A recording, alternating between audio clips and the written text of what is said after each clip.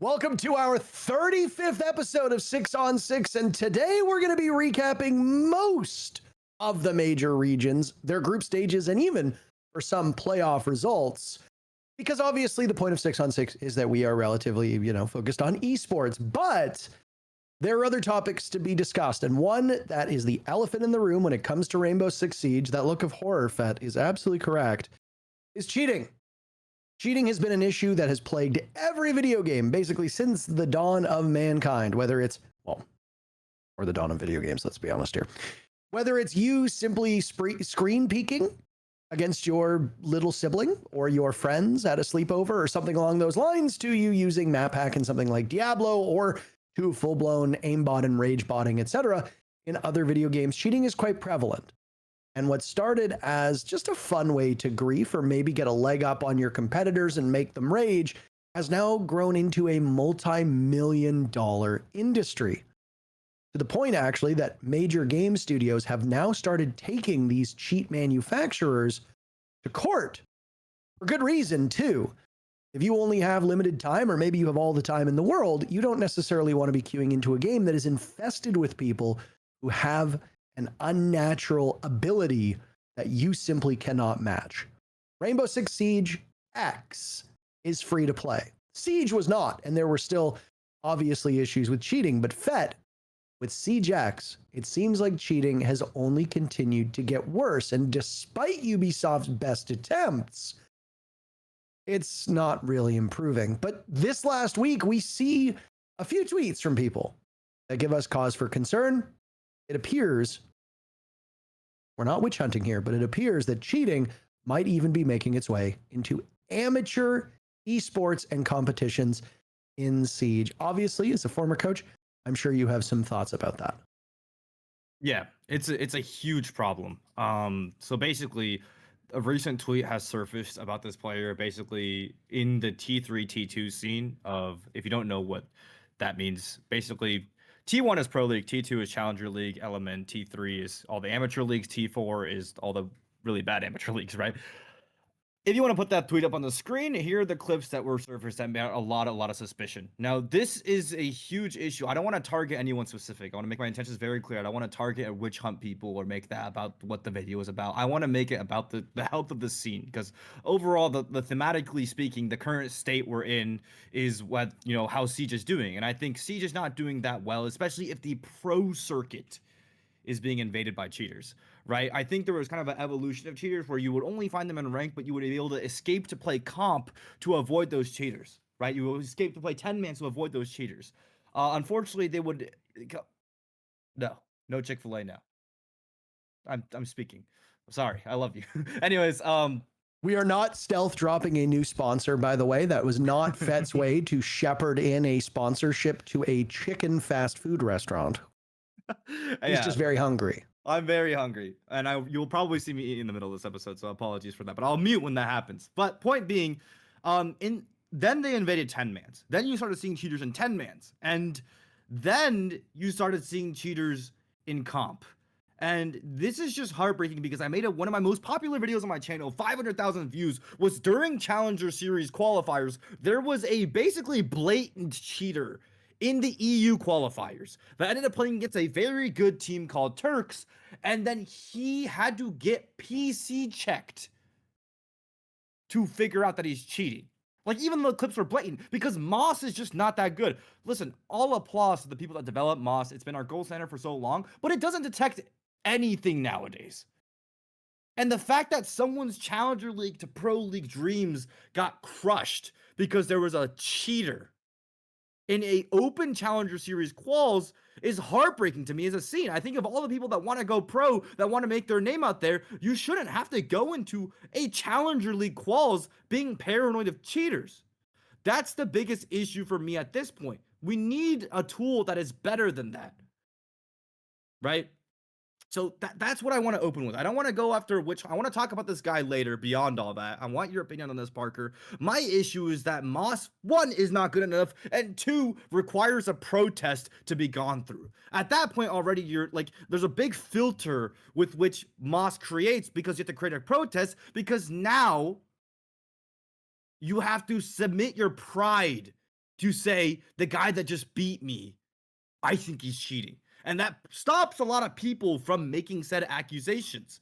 I think games like CS, where cheating is rampant, are saved by FACEIT's third-party anti-cheat, and there's potential for it to happen in the same as Siege, because I actually don't like PC checking. I've said it in my video, and people get it twisted all the time. I think PC checking shouldn't be a thing. It's dangerous. It's your private property being your private information being out there to someone else. It should be a safe Microsoft-approved program that runs on your PC, then notifies admins the moment a suspicious process is found. Right? That's the alternative to MOS that I want. But I don't think PC checking should be a thing. I think we desperately need a good third-party anti-cheat. Parker, what do you think on that? Because I think, at least for me, from a competitor standpoint, it's detrimental for someone to want to get good at a game but just get discouraged by the fact that I'm gonna go into an open qual and play 4 blatant cheaters, and the admins aren't gonna do shit about it until FET makes a video about it. Because that's what got him banned. My video got him banned. I'm not even joking. The admins let them through via the MOS in the moment. It was my video that actually got him banned and disqualified.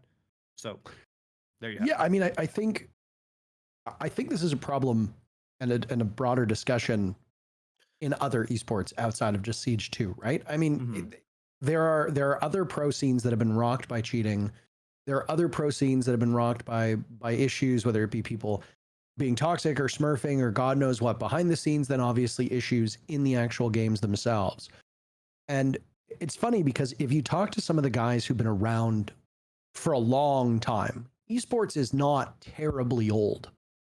But there's still been people who've been competing at a top level in a variety of video games for almost 20 years at this point.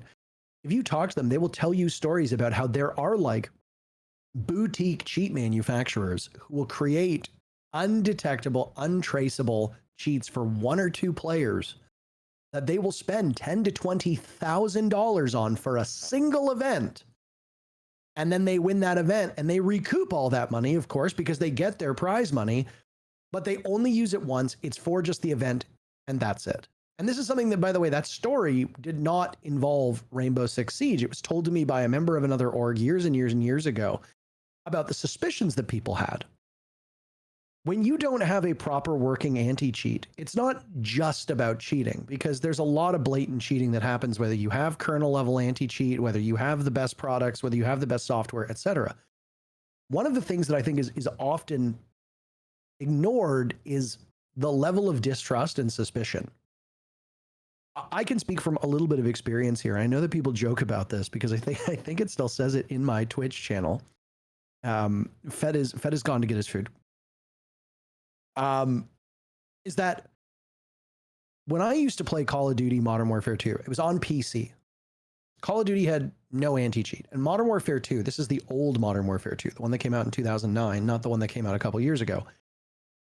It didn't really have a working anti-cheat. It claimed to, but it didn't. And cheating was rampant. There was just no way around it. You get guys spin botting, spawning in, then next thing you know, there's Harriers, then AC-130, then there's a nuke and the game is over.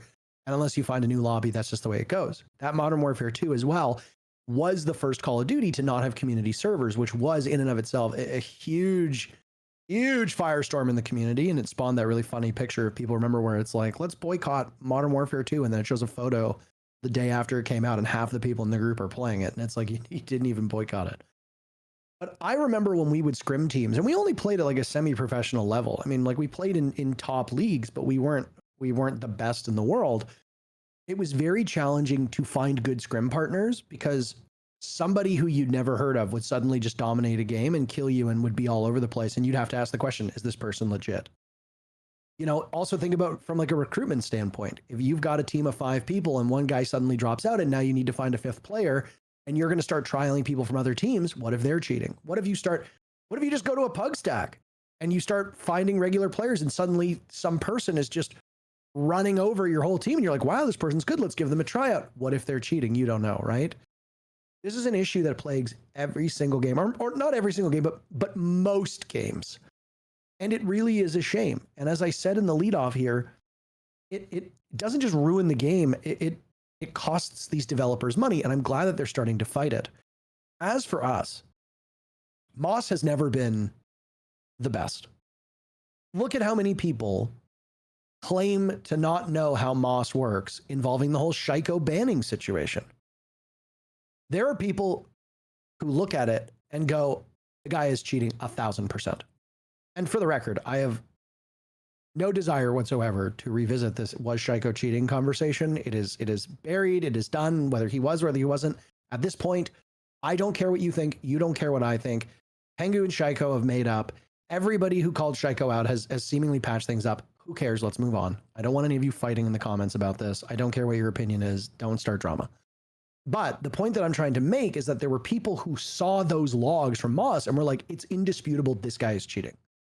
And then there were other people who are like, no, you don't understand Moss.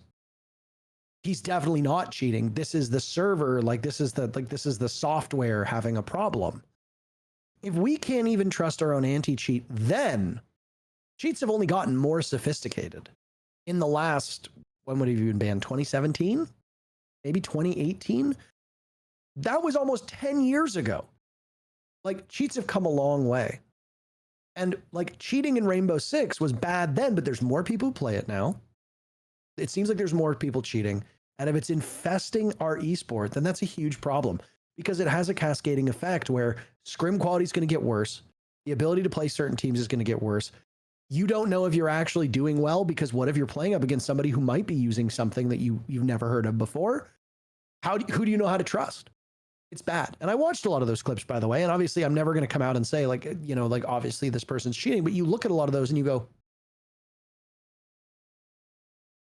but then I will. How does he know?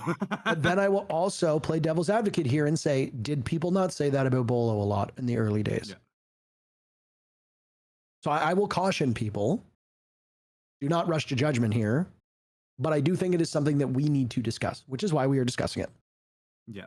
And speaking on the advancement of cheats, I mean, we are so far behind, and we are so far behind because first of all, and I'll go into this more because I realize I've now failed to talk about the actual clip itself. It just went on a whole rampage, but there are cheats that require you basically getting a second computer to cheat on the second computer so that it won't get detected on your first computer. There are cheats that are in your mouse, right? There are cheats that are you press a button and the cheat works.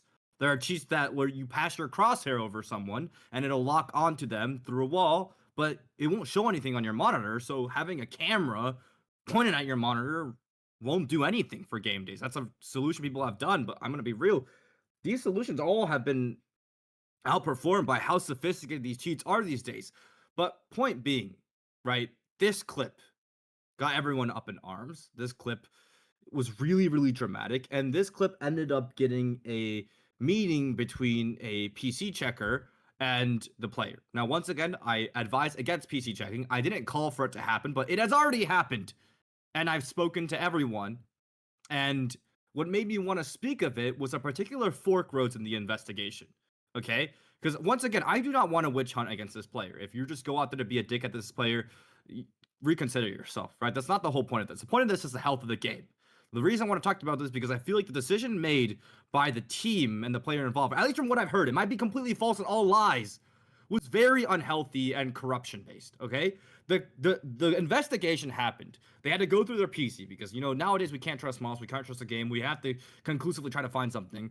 And we found on the PC, port-based, what was said in the tweet, I think, that was, this is public, were port-based processes that were specific to basically plugging in a separate device.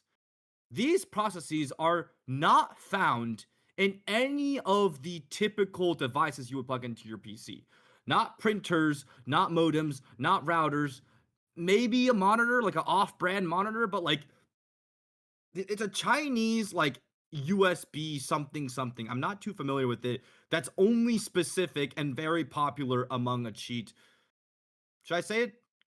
Called DMA. Should I say that? It's a type of cheat. It's direct memory access. It's not even a cheat, but it's using the second computer to cheat, right? You're using a second computer to cheat. That's the idea, to be undetectable, essentially.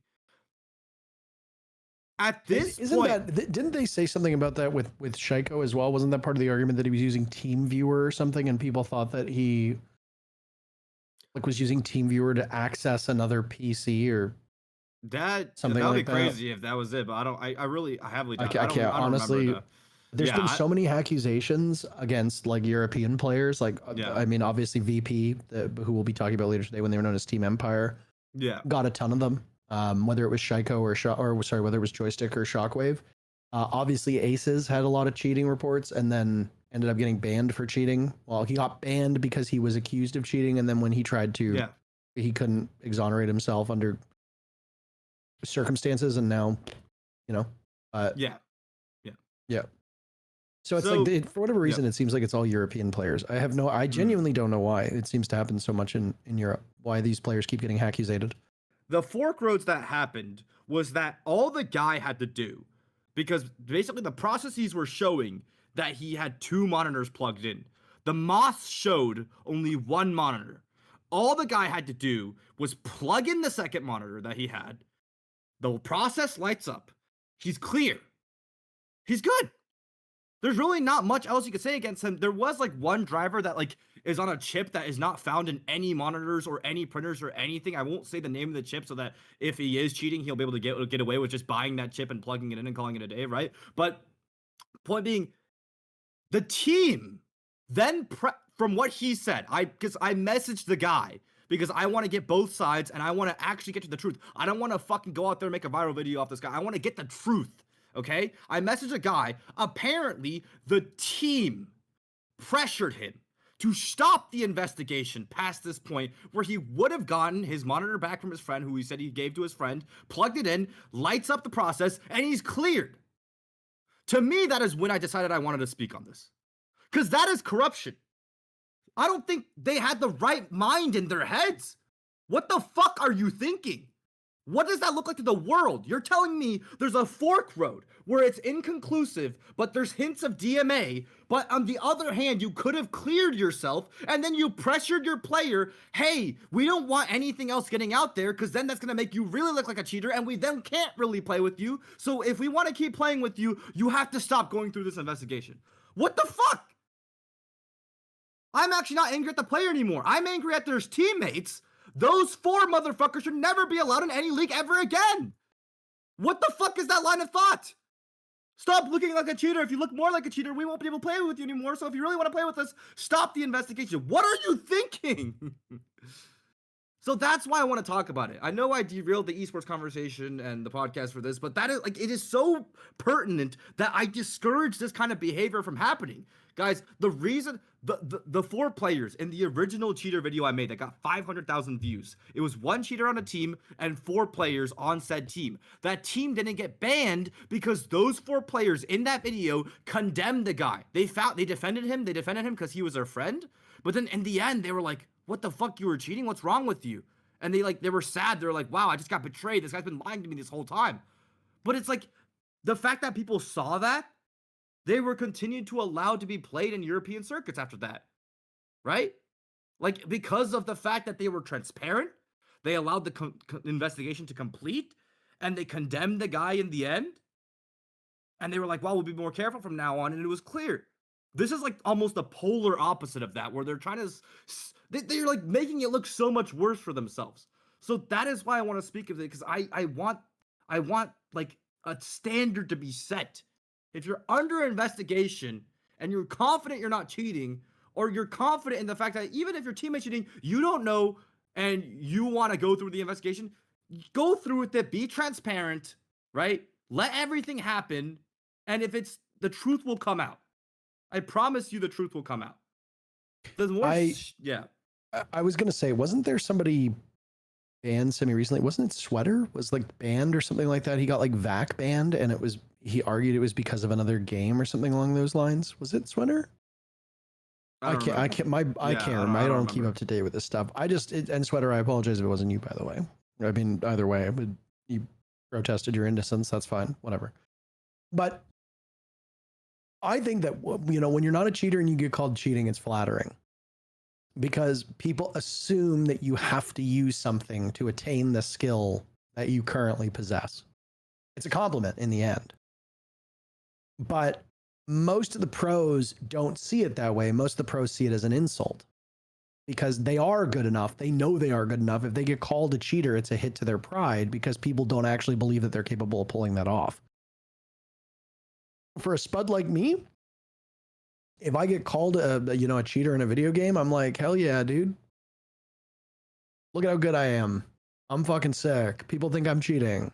That's silly. But I feel like when you obfuscate, when you try to hide this stuff, obviously you then begin to have to ask why. Like, why are you not cooperating with an investigation?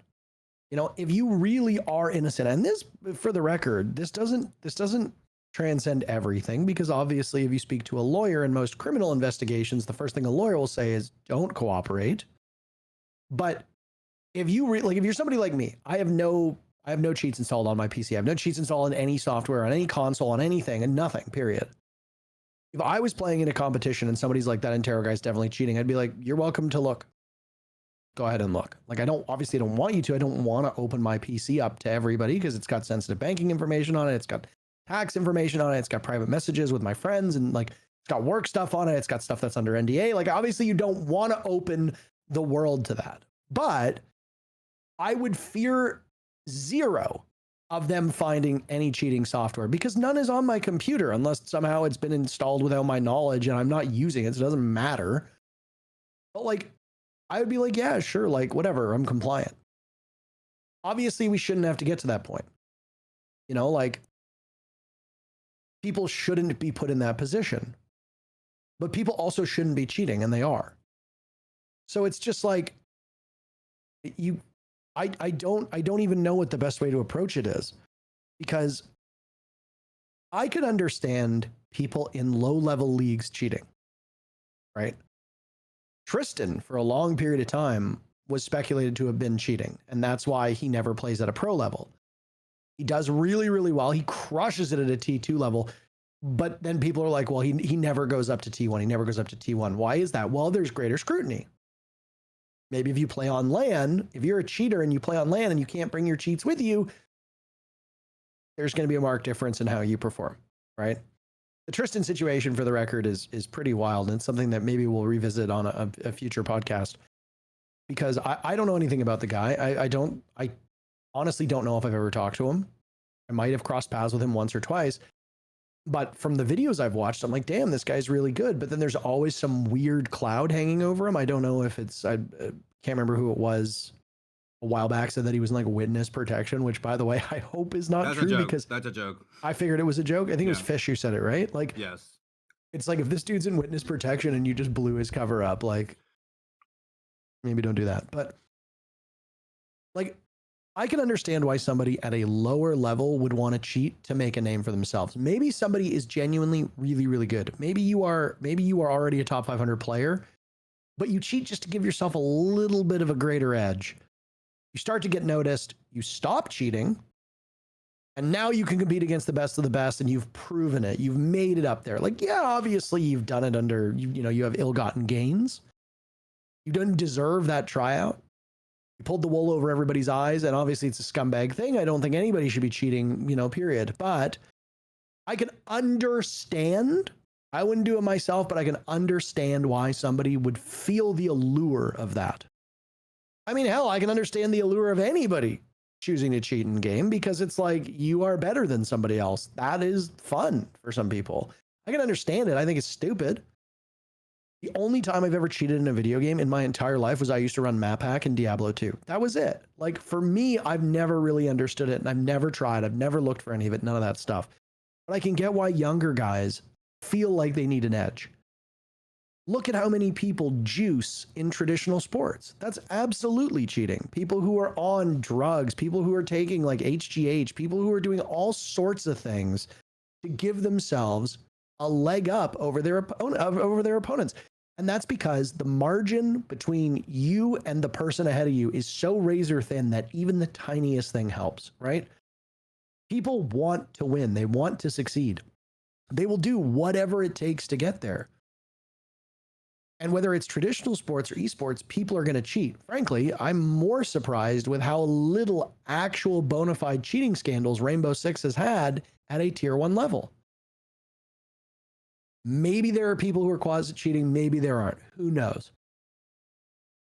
But I don't know how you fix the problem, right? Because it's in human nature that people are so competitive they will do whatever they can to win and to succeed. They do it in regular sports. They do it in esports. If Lance Armstrong can juice himself to the gills to win, I don't know, what do you win? 7, 8 Tour de France's, whatever.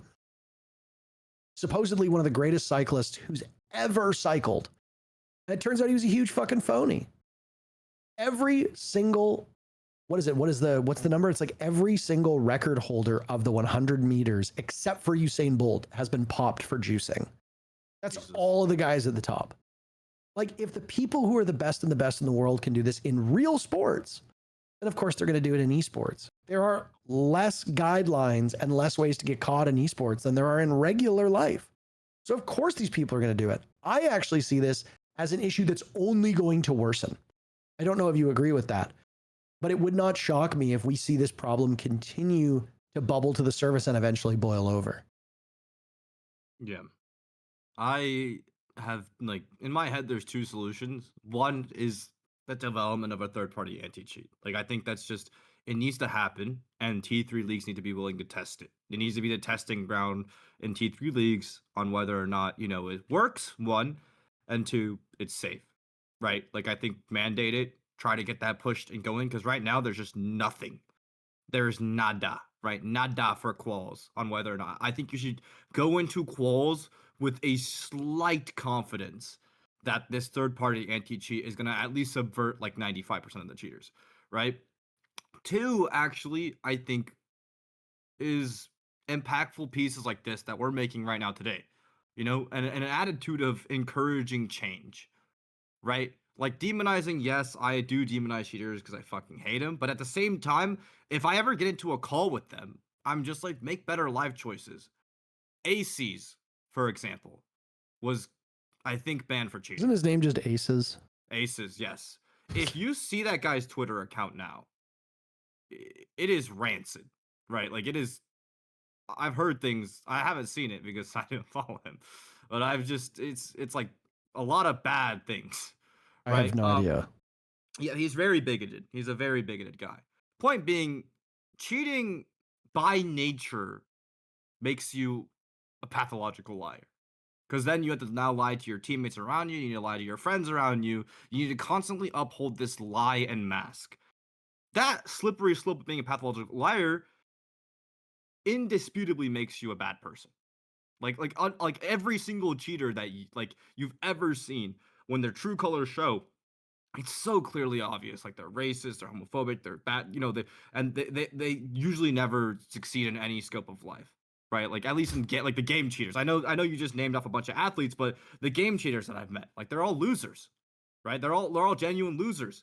I mean, I think anybody who's so desperately trying to be something they're not is kind of a loser. Yeah. Like, well, okay, let me put a little asterisk here. Yeah. Because number one, I do actually want to push back on the fact that, like, do you really think that anybody who's cheating, like, in a video game is a pathological liar? Is it entirely possible that this is just like an isolated incident? Because I think that's possible. You know, like, I think people are perfectly capable of doing like one thing that is bad and then not being bad beyond that. Like, I don't think we've just like opened this portal where it's like, oh, well, you're cheating in a video game, so now you must be doing all these other things. Like, I don't necessarily know if I buy that.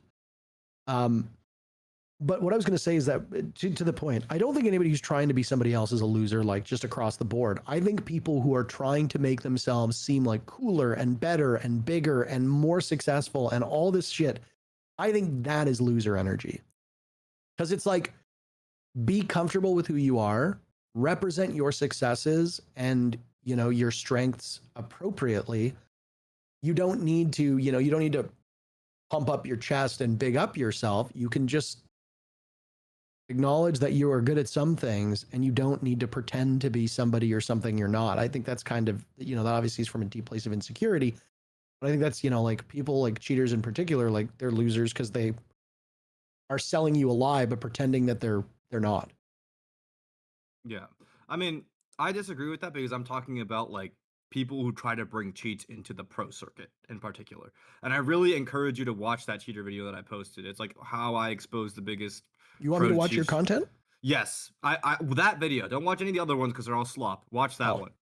Okay. And you'll see during the investigation, he comes up with like 17 different lies to his teammates that he downloaded it for Escape from Tarkov. Oh no, but he got it, but he only used it in ranked. Oh, he used it for one day. He tried it out, but he didn't really use it. Oh, my little brother was on my account. Yeah. Oh, my friend logged in for me. He had his login on an old computer. He literally did say that. So point being, like, I actually think that the statement is true when you try to bring it in a comp, because that means you've lied to your own teammates this long, who those teammates in that video gunned for him. They were defending him up until it was conclusive. Then they were like, oh my God, what the fuck? So you're betraying and shattering your teammates and companions' dreams as well as the enemies. And to what end? You go on land, you're going to be dog shit anyways, right? Unless you put it in your mouse or something. But like, to what end? You know, you become the best in the world. Say you become the GOAT, right? You make it there. You're now shit. You're not dog shit. Your whole life was a lie. So like, I don't know. I think it's a huge issue. I think there needs to be, you know,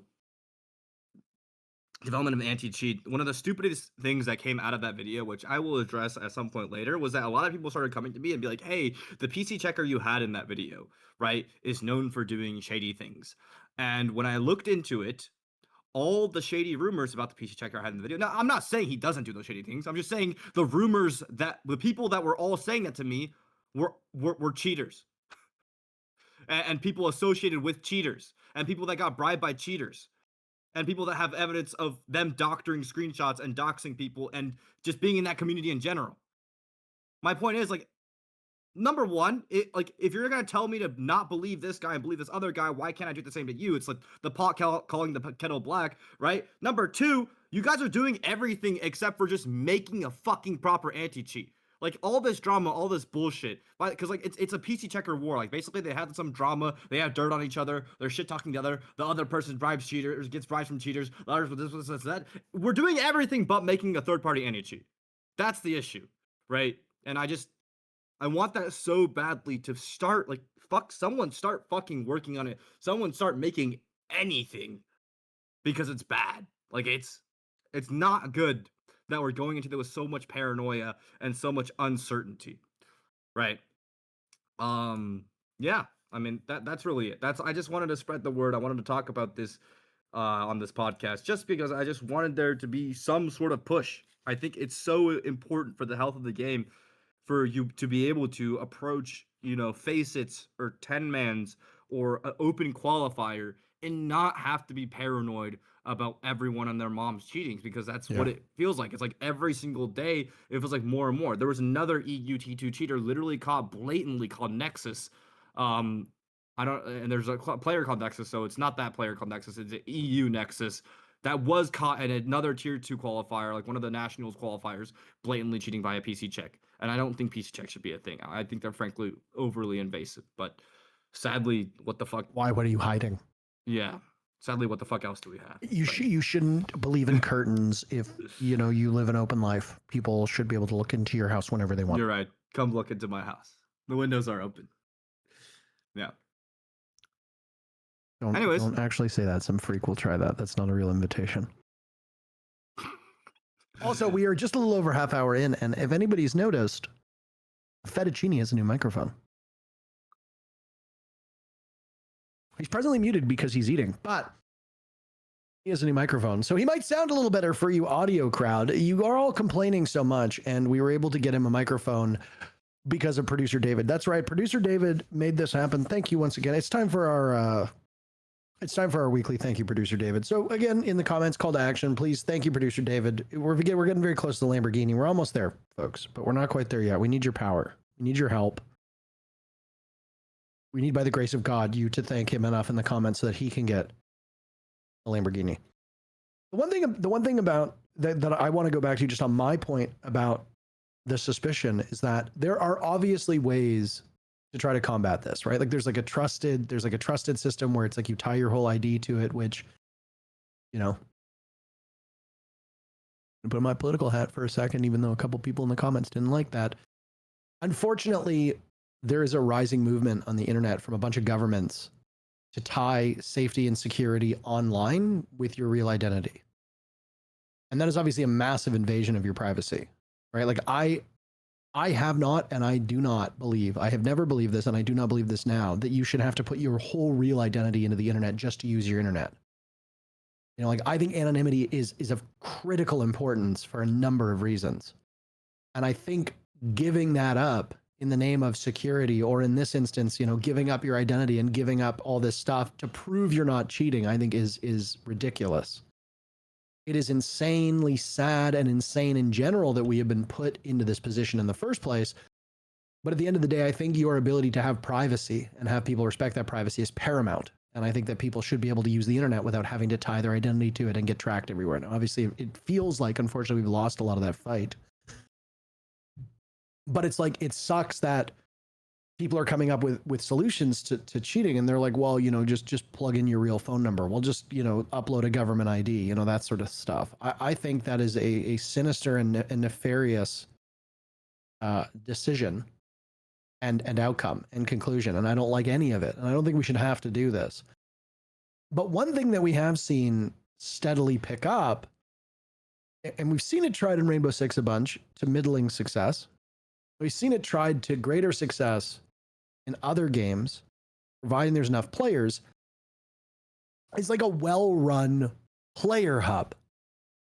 And for people that have been following along, there's a you know, a tier 1 player who has one of the most iconic clutches in the history of the Rainbow Six esport. He was Mr. Ying Shotgun before it was cool. Still plays for Geek Esports, by the way. His name is Hungry. He's a tall German guy. Really, really nice. I like Hungry quite a lot. Fastest, I think his ace was the fastest ever in esports. He has decided to introduce what's called the Hungry Hub. Now, this is a very long tweet, and I don't know if we can share it, producer David, because one of the things I really liked about Twitter, one of many things that is no longer the case with a website that is slowly bleeding to death, is that I liked that it was brief. I liked that you had to get a little creative. I think the original like 140 character limit was a little small. When they increased it, it was much better. But now you're telling me that I can read, you know, the Iliad in a single tweet? That's too much. That's too much. Most Americans read it like a grade 3 level. It's not on pictures. Get rid of that. Anyway, I'm going to read just a bit of what he says here. Hungry Hub is, from what I understand, no different than a lot of the other hubs that preceded it. It's basically a closed space that is moderated and run properly, where pros can play up against other people, or at least not pros, then at least like higher rated players can play against each other in a way that they feel is, you know, a safe space. And I said that as a joke, but you didn't even react. So basically, this is currently what's shown on the screen for you. So it's hey guys, it's me again. As many of you have noticed, Siege has become almost unplayable. Cheaters everywhere, DDoS attacks, and the features we've been asking for years are still missing. What started as a small idea just 4 weeks ago has turned into a passion project close to my heart. Finally, after all these years, I can give something back to the community. It's time to save Siege, but we can only do it together. Let me introduce the Hungry Hub. It's for pros, for competitive players, for ranked warriors, and for everyone who still loves this game. You just play, and our system takes care of the rest to keep it fair. Now, he's got a bunch of stuff that's included in it. We'll try to link to the actual tweet itself in the description of this video on YouTube. If you are listening to this on one of the podcast platforms, unfortunately, there are some things that you miss about watching it on YouTube. I know you can watch this on Spotify now. But if we always encourage you, if you are watching or listening on another platform, always come over to YouTube and leave a comment. I read pretty much everything you guys say. I don't know about FET, and I don't know about the rest of the Last Free Nation folk, but I literally read every comment that is left. I see the nice things you say about me. I see the really nice things you say about me. I see the really mean things you say about FET all the time. I often will get on my sock puppet accounts and leave very mean comments. about FET just to make myself look better. Producer David has told us that producer David reads them as well. So we encourage you to come over and just comment and just weigh in on this stuff. Whether you believe that Siege needs saving, whether you believe that there's a problem, whether you believe that you're fighting cheaters or not, if you're gold and you're not facing cheaters all that often, then great, that's awesome. But I do think that it is excellent that we have an alternative here. But the question I have to ask you is, what does it mean to the game or the community that we can't trust that the game will be played fairly unless somebody goes out of their way to create their own third-party system to filter out the good from the bad? What does that speak to a game's health, and what does that speak to the community that has put us in a position where now this has to be the outcome? Yeah. That's a question. I'm asking you a question. I don't know. You don't know. It's not good. Well, I came into it saying it's not good. It's not good. But, chat, you have it. There you have it, chat. It's not good. Is no bueno. But we do it out of a place of passion. We do it out of a place of wanting the help for the game.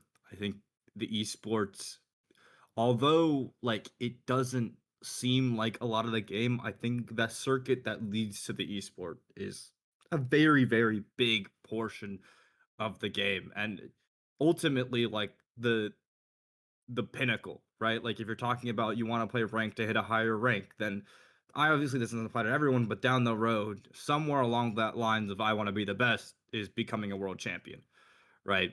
But speaking of, I'm gonna do oh my god, Fett tries to segue.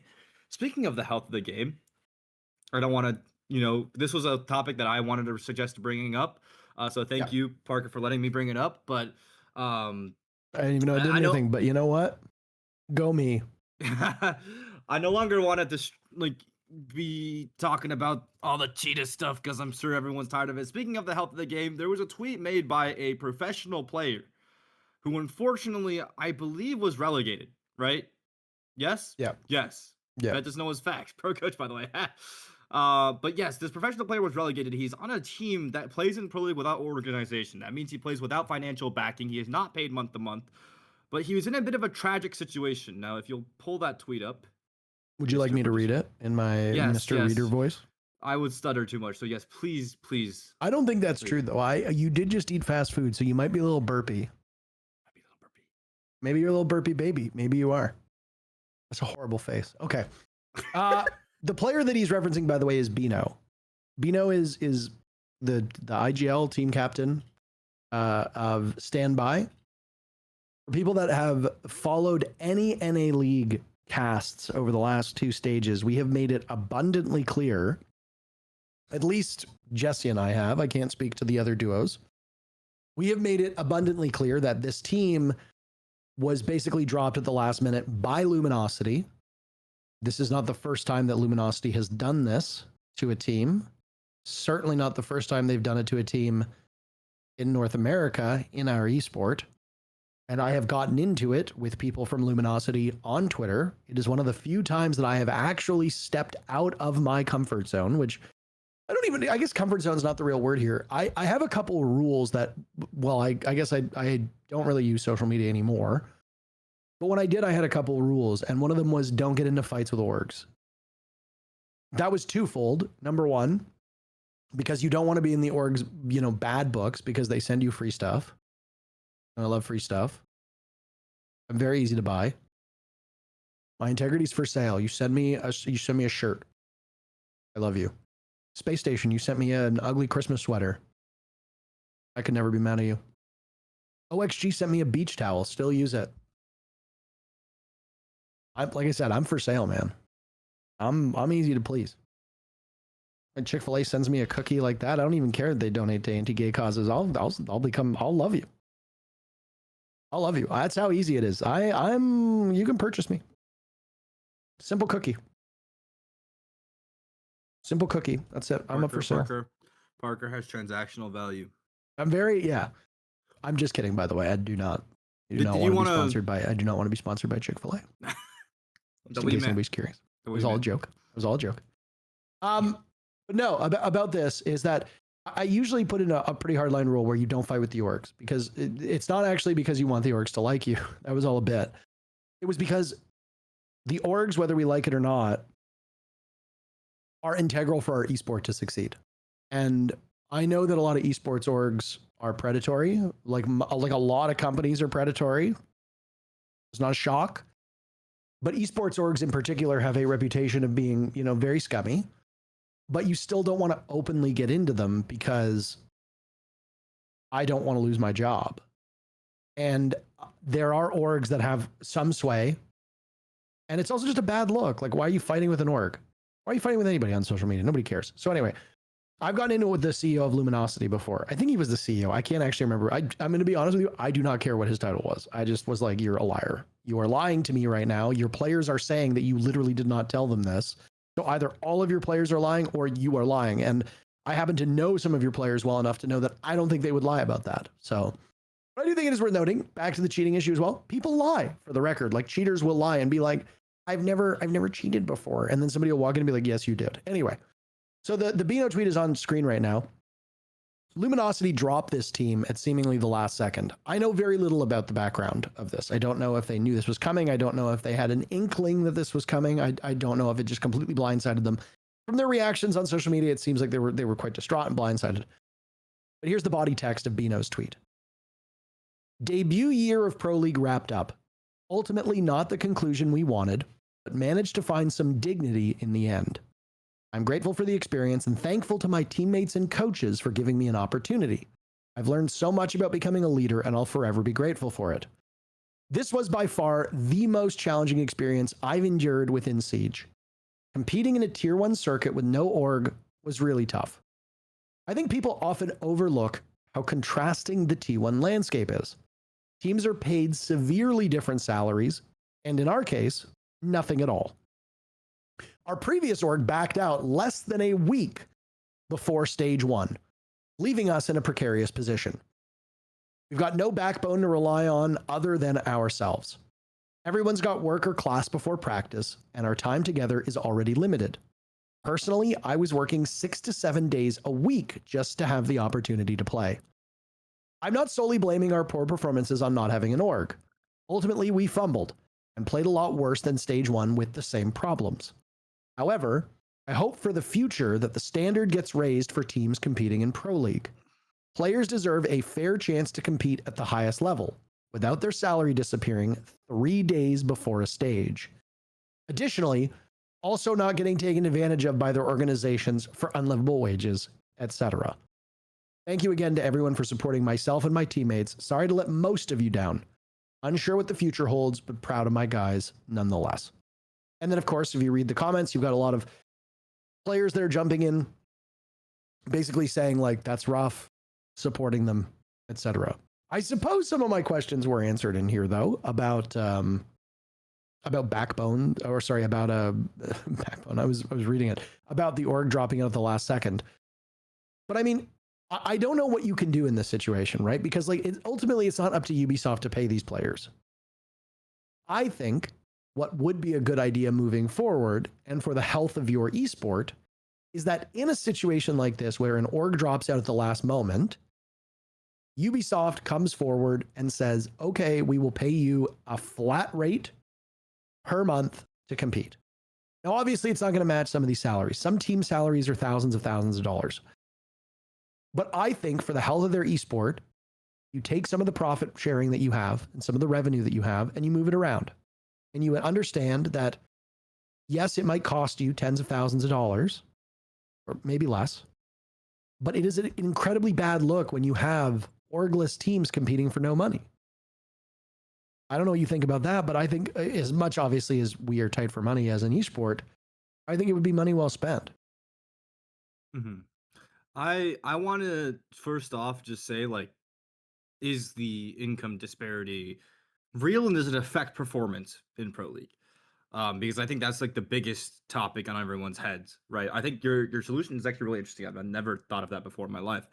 First of all, the income disparity is really It's never happened, by the way. There's no way Ubisoft with what I know of the budget, there's just no way that's gonna happen. But it's what should happen. Yeah, well, sadly, But Sorry. to, Continue. to give an idea of the income disparity in Pro League, I could just give you numbers off the top of my head. All right. Going down the list of Pro League teams, right? There are teams at the top that pay around $7,000 per month to players. You go down a little bit, you get a team that pays $5,000 a month for players, and you go down, and then there's a team that pays 4, and then 3, and then 2.5, 1.5. These are real. I'm literally listing the salaries for you guys. I'm not going to say their names, but I know these are salaries, by the way. All right. 2.5, 1.5, 500 a month. Okay. So you could see like it tapers off really badly towards the end. This is like a couple stages ago. Now obviously one of them has left. And it sucks, and now they're not getting paid anything. Now, is income disparity real? Does it affect performance? Should it really affect whether or not you perform? I want to say no. In my heart of hearts, I want to say no. I want to say it's in your own volition. You know, go grab it, go make it fucking happen, right? But sadly, my experience says yes. I was on a team where we didn't do shit until Beast Coast was like, fuck it. Let's do a 3-month contract and we give you $3,000 a month to get players with. Literally, like I was on a team that started off $1,200 a month only during the season, which means that I got $2,500 over the course of an entire Pro League stage, which is still better, by the way, than what those guys got. Sadly enough. And then the second stage, I got $2,500, but then half of that in the off season, so a little bit more. And then finally, when I won the major, was when Beast Coast was like, "Fuck it, dude, you get $3,000 for everyone all the time. Make a team. We'll take the gamble on you." And that's when I won.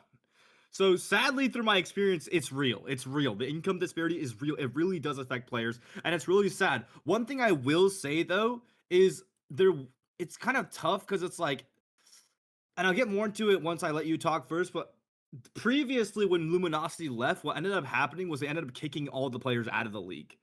Right? Like, that's what happened. Like, Yep. when the org leaves, all the players go with it, and then people raise their pitchforks and like, yo, what the fuck? Like, at least let them play org lists, because just because the org leaves doesn't mean you gotta take the players away from their spot. Admittedly, at the time, the landscape was a little different, and I got called a Ubi shill to the moon and back because I said, this is not Ubisoft's fault, this is Luminosity's fault. And people were pissed at me because they're like, well, Ubisoft should XYZ. And it's like, well, how about Luminosity doesn't fucking hose their team? How about that? Yeah. And now they've done it again. So. Yeah. Continue. Sorry. No. I wanted to let you go. That was my point. I was like, it's a bit of a, thing where it's like, okay, we expected it of Ubisoft, but they did do the thing where they let the team play without an org in Pro League. So, I mean, like we bypass. I'm actually happy for that fact. We bypass the barrier where the players lose their rightful place to compete as a result of an organization's stupidity. Right. Yeah, I mean, in a perfect world, the org should stick around. And the players shouldn't be kicked out. We do not live in a perfect world. There are, many such examples. This is one of them. But obviously the landscape's changed. Relegation exists, and there's going to be, if you're playing in relegation, there's going to be T2 teams with no orgs that are making their way to the top. This is not a closed ecosystem like it used to be. It's a very different landscape, and because of that, you're going to have teams with no organization representation climbing their way towards the top of the standings. That is the structure that we are competing under. Whether you like it or whether you don't like it is completely irrelevant. But the point is that that's just facts. At the time, the fact was that Hyena and co that were on that team were unable to play under the league's rules. It stunk, but those rules were known. That's not Ubisoft's fault. That was Luminosity's fault. The reason why Standby was given 3 days notice and were unable to secure a proper team in time, that's also Luminosity's fault. It's up to your organization to communicate with you properly. If you remember, EG was in a similar circumstance back then. Yeah. But they were able to find an org because EG did everything in their power to give them a proper wind-up time, to give them a heads up, and to work with them to ensure that this team had, like a safer landing as best they could. Luminosity was basically just like, okay, we're going to pull the rug out from under them, and that was it. I thought EG ended up exploding too, and all the players went everywhere. Yeah, I think that's what ended up. I think they got really close to an org, but they didn't end up getting it if memory serves correctly. But they were very, very close. If memory serves correctly, this was years ago now. Yeah. But I mean, obviously it was also right in the middle of COVID. So I mean, it was shit just across the board. But yeah, I mean, it sucks. It shouldn't go without saying here. And nothing I'm about to say is revolutionary or profound. But when people don't have to worry about where they're going to get their next paycheck from, or if people don't have to worry about whether they can put a roof over their head or food in their fridge, they tend to do a little bit better in everything else. Yeah. You know, like your main focus is going to be on survival. A lot of these players are kids. A lot of them are 18, 19, 20 years old. Many of them might have dropped out of high school. Maybe they graduated high school. They don't have a ton of prospects beyond that. Maybe they're in university. Maybe they've postponed university in hopes of you know, having an esport career first. But a lot of these guys aren't making good money. They're just starting their life. Because they are pro players competing on a good PC, they obviously come from like a privileged enough family where they don't need to worry about finances. And I mean, obviously I'm not trying to project here, but if you look at a lot of these player cameras, they seem to live in pretty nice houses that look like they're doing all right, which is good.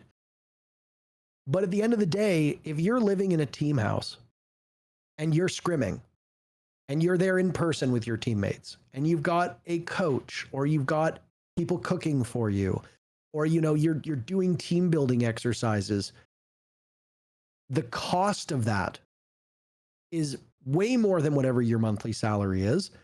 And that is going to elevate your performance.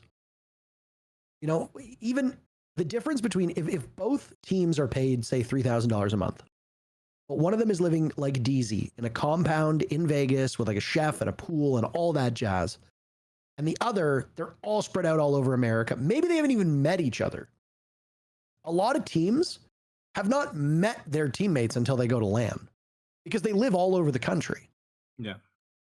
Just having that lived in experience like DZ would have in that big compound in Las Vegas, even if both these teams are making $3,000 a month per player, living in that compound, living with your teammates, bonding with your teammates, getting to play on LAN, getting your coach in the same room as you, being able to immediately action on stuff, getting like all that comes with it. That is such a huge leg up. Now, it's not going to necessarily make you the better team, just as the wind behind your back is not going to make you a faster cyclist than the guy next to you. But it doesn't hurt. And it might be enough to give you a competitive advantage. So the income disparity between these teams, I mean, it obviously sucks that there are teams that make less. It's more impressive when they succeed. But if you see a team that's making like $5 to $10,000 a month and a team that's making $1,000 a month and has to work part-time jobs and all that jazz, that team that's making less is not being set up for success. They have other stresses in life. They have other stuff that they need to think about. They have other things occupying parts of their brain. They are not able to dedicate 100% of their energy and their mind to the thing that they need and want to dedicate it to, which is succeeding in this game. So that makes a huge difference. Like everything else, for the record, this is, again, esports is not unique. Everybody's in this same boat. If you don't have to worry about money, life is a lot easier. And that, again, isn't really profound. Yeah. Yeah, it's just as simple as, you know, the top teams, all they have to worry about is playing Siege. That's all they have to think about. Whereas all that they have much more time to do it, as opposed to if you work a job, you come home, you're not able to take on more scrim shifts, right? Because then you think about it, G2, they triple scrim. They'll do 3 blocks of like 3 maps for 2 blocks and then 2 maps for the last block. So that's like minimum like 9-10 hours out of the day, right? Because you have to consider the breaks between the maps, the breaks between the blocks. If you're working in 9 to 5, well, then you can't do that. You might only be able to hit 1 or 2 of those remaining blocks of scrims, and therefore you're already behind blocks of scrims. Yep. But I think the big thing here is like what does the tournament organizers do about it? You know, I think that's the big issue. I think, I mean, the most realistic and easiest like immediate thing they can do is kind of like keep track of organizational relationships and kind of like boycott slash blacklist the bad dogs that clearly don't want to buy in. Luminosity has been here before. They clearly don't want to buy in. My best example is Mirage. Why do we keep Mirage around? Mirage, if you don't know it for the viewers, is an org that basically I just had a stroke. Yeah, they just didn't pay their players for like years and years and years. I think they're getting sued. I think they're getting sued right now. As far as really? I heard that, I don't know if it ended up coming to pass or not, but somebody offhandedly told me that the players that were owed money and content creators and stuff were either in the midst of a lawsuit or were prepping a lawsuit. Good. I don't know how true. I have no idea how true that is, but that's really good. I'm happy because the manager, God bless his heart, took a loan to pay for the team house by himself because he was told by Mirage they would reimburse him. Yeah. And then they didn't reimburse him. So now he was down in the hole, like fucking tens of thousands of dollars. Like, it was insane. Point being, why was Mirage kept around? Like, this isn't new. This happened for stages and stages and stages and stages. And the only way Mirage got kicked out was a guy named Poison joined the league, said, I'd play for you guys for Mirage. No worries. And then refused to play. Ultimately, purposely kamikazing his pro career so that Mirage could get bombed out and kicked out of the league. Because by the time they refused to play 2 games in a row, Ubisoft was like, hey, fuck this, or Blast, or whoever the fuck, was like, fuck this, we can't have a team that doesn't play in our league, and then they finally kicked them out. Why was that it? Why did it take that long? So I think that's the first thing that Ubisoft could do. The next thing is like taking the load off. I know they already semi-do this, but I feel like it's more geared towards like the top players, and like the lower players is taking the load off of people's hands in terms of finding orgs that are interested. Right? They do. They do, for the record. Yes, I don't know how much they do these days, but I know Ubisoft used to be quite dedicated in reaching out to orgs and trying to connect them with teams. Yes. So from what I've heard like the players that have gotten orgs are like more like the top established players. I haven't heard anything about Ubisoft helping out or Blast helping out with the lower people. So yeah. I mean, if you're, no offense to Stand By, but if you're an esport org, and you see a team that went, well, I guess 2-7 because they beat DZ in what was one of the funniest matches I've ever seen. But like, if you're looking at that, you're like, why? I've talked to orgs before. I sat down, like I've talked to a couple orgs. I'm not gonna say which one said which. But like I talked to DZ, I talked to CLG, I talked to Ghost Gaming when they were kicking the tires on, trying to find a team. I think I talked to Mouse, I've talked to Ninjas in Pajamas, I've talked to Liquid. Like I've talked to a whole bunch of different orgs. And orgs have privately said, like, why am I picking up a team if I'm not going to be in the R6 share program? This predates you even being a coach. This is like, we're talking like pre-COVID days. Yeah. I had orgs that I'd be in contact with being like, hey, like I have some teams that I think you could, connect with. And they'd be like, well, would we be a partnered org? And I'm like, well, that's not a question for me. That's a question for Ubisoft or ESL or FACEIT or Blast or whomever. I'm glad you showed the cat, by the way, because my cat was going fucking ballistic. I have no idea what he was doing out there. I don't know if it got picked up on the microphone, but all I just kept hearing was him meowing, meowing, meowing, meowing. And I was like, he's in another room, but it's just like, just shut up. What are you doing out there? One day he will wander in here. The door is currently closed. What? He wants you. He wants daddy's No, attention. it's 7:45 p.m. right now, so he wants food. Oh, okay. He wants food. I am not food. You are not food. I'm not food. But like I remember one org basically said to me, like, why would I pick up this team if they're going to be a bottom tier team? Yeah. And honestly, it's a great question. And I don't fault them for it. Like, again, if I was an esport org owner and I had finite money and esports barely makes money to begin with, I would be like, why would I pick up Standby? Yeah. Why would I pick up a team that is about to get relegated? And now they are relegated, So I don't think it's for lack of trying. I think it's an economic decision where an org will be like, this is a waste of money. I'm not doing this. David said, cat is fat maxing. I believe he's alluding to the fact that I'm eating food. But yeah, no. And speaking to the money in the landscape, right? Like, obviously, the esports is not in a great place. That's It's the way of putting it. it's very harsh returns, very Yeah. very harsh returns. Like there's teams that have told me that they basically get like negative 500,000 on just having a team, right? Like, if you watch Moist Critical or Toast, Disguised Toast, Just guys they toast, could yeah. tell you they're negative in the millions for just even owning their esports orgs. I don't think people realize how expensive esports teams are. Yeah, yeah, Yeah. it's a very hard hole to like even think about investing in if you just like it's mostly passion that drives these esports org owners. So applause to them for keeping us afloat, right? As an entire industry.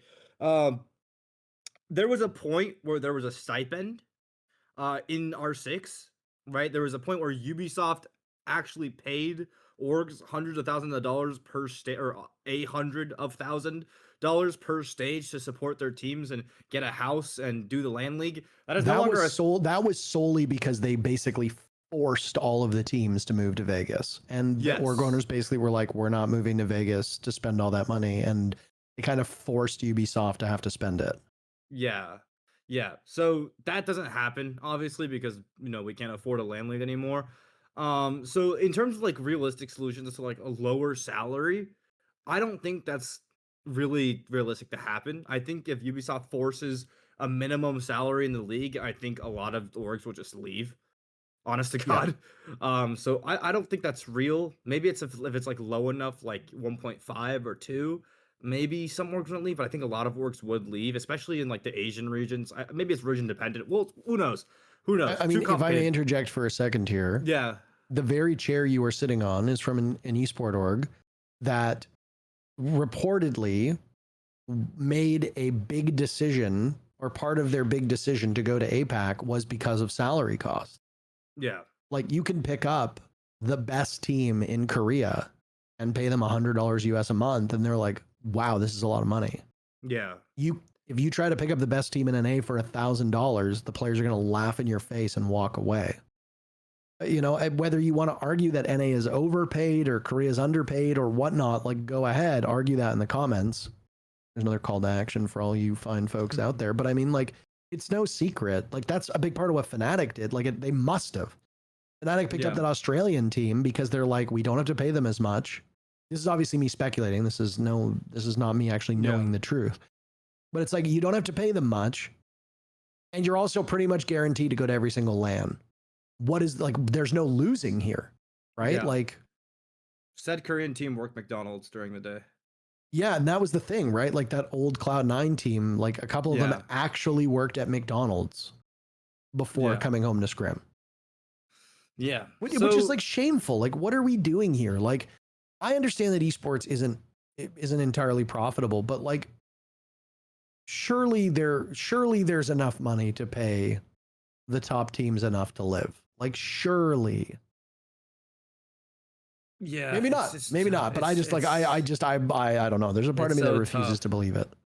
Yeah, I don't know. I don't know how we do it. I mean, in my eyes, like there's two ends of realistic solutions, like global actual solutions here.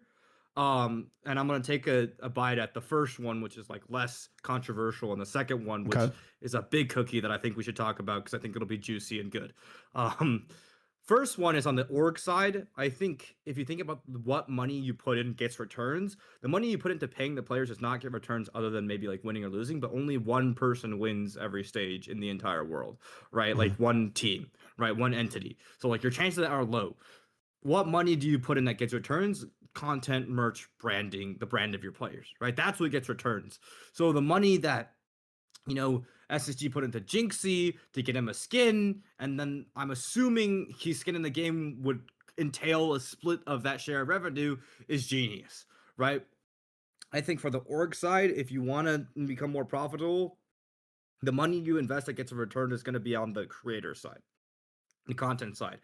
Doesn't need to be a creator themselves, but it needs to be maybe a video editor that makes videos for your whole team, or a content manager for your whole team that makes them do media. Because in Valorant and these other more established esports, players are basically forced to media as if it were scrims. Like, they have like 4 hours of media damn near every single day because it's that important to create a brand so they can sell the brand. That's on the org side, right? I don't know how I mean, real my this. hot take is I agree with that. Yeah. I think players should be forced to do content more, Yeah. like should. unequivocally. It Like, should be on. Yeah. you know, you need to create brand value. And it's like, if I was an org owner, I want to show off my team. You know, like, you're not just a competitor. You're not just a player in a server. You are in many ways, you know, a face of an org and an ambassador. Like, you know, like, I'm not just paying you to do really, really well. I'm paying you to, you know, to do many things. And I think it should be, you know, across all of esports. I think these players should be forced to do more interviews, should be forced to do more content. Some of them might actually be good at it. Some of them might actually like it. But at the end of the day, like, it benefits the whole ecosystem for players to do this, even if they don't like doing it. Yeah. And yeah, I fully agree. Like, that's why in other esports, it's literally like a shift for them, like 4 hour, 5 hour media shifts. Like, it should be real. Shopify is doing a really good job with that, by the way, with their content. Shout out to them. Here's on Ubisoft's side, the only real solution that has ever posed itself, not ever, but I mean, mostly posed itself in other sports that is very controversial. I want your take on this. I probably know your take on this. Okay. During a conversation I had with Beast Coast back when they were struggling financially, or finding reasons to support us financially, they said, and a lot of people will say, if we allowed gambling sponsors into the game, this would be an infinitely more sustainable esport. For those who are confused, that is why CS even exists as an esport. It's bad. I agree. It's not a good influence. It's very morally ambiguous. But the reason why it happens is because the gambling sponsors literally are 99% of the money that supports salaries. I want your take on it. I mean, why not open up to tobacco? Why not open up to crypto? Why not open up to alcohol? You know, why not allow foreign ownership? Like, there's lots of ways that we could make esports more profitable. You know, like, the one that I kind of draw the line at is, like, you know, watching Saudi Arabia gobble up everything. You know, like, I go back to a point I made a couple shows ago where it's like, I have no problem with Saudi Arabian investment in an esport because, you know, there's lots of countries and lots of companies that are investing in the esport. I obviously deeply concerned about an entire industry-wide takeover from a single country. I mean, I'm worried about it from a single company as well. It's not just one thing, but obviously I would love if Saudi Arabia didn't own everything in gaming. But I think there are times where you have to draw a line at what gives you money and where you get your money from. You know, gambling in particular is one of the single most addicting hobbies, if you want to call it that people get suckered into. Almost every single thing about gambling is designed to activate this part of our little lizard brains to go like, ooh, I like that. And it's like impossible for so many people to stop it. Yeah, you know, like, gambling and stuff like that does inarguably help Counter-Strike. But I struggle with this answer, right? Because, like, I want esports to exist. Yeah. If esports existing means that we need gambling sponsorship, it means we need crypto sponsorship and all that stuff, like, it's gonna suck and I won't like it. But if the alternative is esports doesn't exist, it's a relatively easy decision to make. I'd say keep it alive, even if there are obviously unsavory parts I disagree with. In a perfect and ideal world, I think promoting gambling to things that are, you know, predominantly viewed by children is unconscionable. But there's unconscionable shit around us at all times. The stuff that we market to people at all times, of all ages, of all demographics, race, sexes, creeds, whatever. Like, we are, like, marketing is insidious at its core. Advertising is insidious at its core. The whole purpose is to tell us we want stuff that we don't know about and we don't think we need and we don't want, but now we do want it. Like, that's bad, obviously.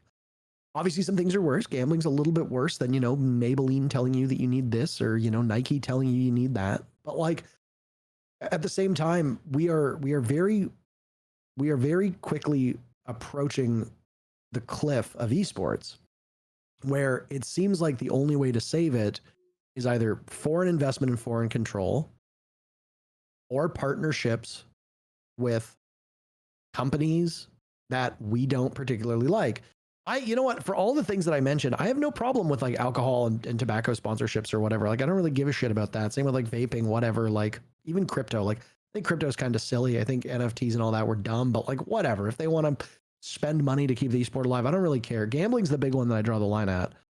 Like, but it seems like an impossible choice.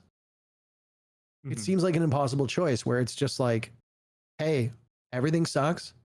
We can't afford to keep the show going unless we do this bad thing or unless we take this bad sponsorship. And then you're faced with, do we burn it all down and abandon it? Or do we keep it going, doing some deals with the devil? And I oscillate. I go back and forth. Part of me is like, why does this exist if we're not actually going to do the actual job of esports and, have it be like a real league? And then there's another part of me that's like, you know what? I'd rather it be around even if it is a little bit hollow. I don't know what you think. What do you think? Yeah, and I'm really, first of all, I want to say thank you. Like, I brought this up very controversially, and thank you for, responding to it and, no, seriously, because like that was like a sidewinder I just figured out in the moment, and I'm glad like we're talking about it. If you don't want to talk about it, I'm also okay not talking about it. There are a few things I don't like talking about. Yeah. I've talked about this quite extensively on my own streams, and it's something I've tweeted about too. I don't fear this topic. I think it's an uncomfortable discussion that needs to be had. Mm-hmm. I think that there's no real winning. Most, maybe not EA, as they've now been bought up by somewhat private equity, but a lot of video game companies are publicly owned, which means that they have an obligation to continue to amass greater profits year over year, which often comes at, the sacrifice of quality. And unfortunately, as we talked about in a previous episode, esports is a marketing tool. It's not about competitive integrity. It's about selling a product. Yeah. When you watch the NHL, when you watch football, it's not necessarily about selling a product. I mean, I guess the product is the actual sport itself, but like the goal isn't to get you to buy football and then buy skins for Tom Brady. Like, that's not the goal. Like, the goal is to watch the product and engage with it and spend money and, buy jerseys and all that jazz. Esports doesn't have that same ecosystem. So it's a little bit tougher. But like, I don't fear this conversation. It's just, I honestly don't know what the answer is, and I don't know where my heart lies. That's the hard part. Yeah. Producer David said, basically every sport has all of these at this point. If you don't want Saudi, then the only other money is gambling. If you don't want it either, then it's back to $2,500 prize pool events. Riot has recently allowed gambling sponsorships within their ecosystem for League and Valorant with strong checks for legitimacy. My thought on it is, obviously, without a shadow of a doubt, having a gambling sponsor is morally bad, right? Like, it destroys lives. As much as you can say, oh, people like choose to gamble or not. Well, it doesn't, like, if the vast majority, if people end up doing it, it's a thing that sucks you in. It's like, that's why China banned opioids when they had the opioid crisis, right? It's like, people are going to do it by human nature. You stop the dumb people from doing the dumb things because it's human nature. Sorry, my auto feeders just went off. I'm sorry if you heard that cursed speech going on behind me. But my auto feeder goes off in 30 minutes. Oh, quap! W auto feeder. I have fully automated the cat at this point. Let's go. Well, you have a litter robot? No, I don't. Not that one. That's the one. I guess that's the one. I still poop and scoop manually. I have the fancy toilet. Yeah, but point being, my opinion obviously is I'm very proud of Ubisoft and Blast for still staying like relative to the other massive sports and esports industries, relatively moral, right? Like, I'd say they've done a good job by sticking by their guns, so far, right? I'm proud of that, and I'm happy to be in this, representing that, right? But I will say now that I am a creator, I understand the influence a lot more. But I need everyone to listen closely, because back when I was a competitor, I want everyone to just sit on my shoes, because not a lot of people understand this experience. When you're trying to practice 7, 8, 9 hours a day and you don't have enough money to live day to day, it's a different story and a different feeling. Like, it feels desperate, because you got to understand, first of all, esports is very depressing, right?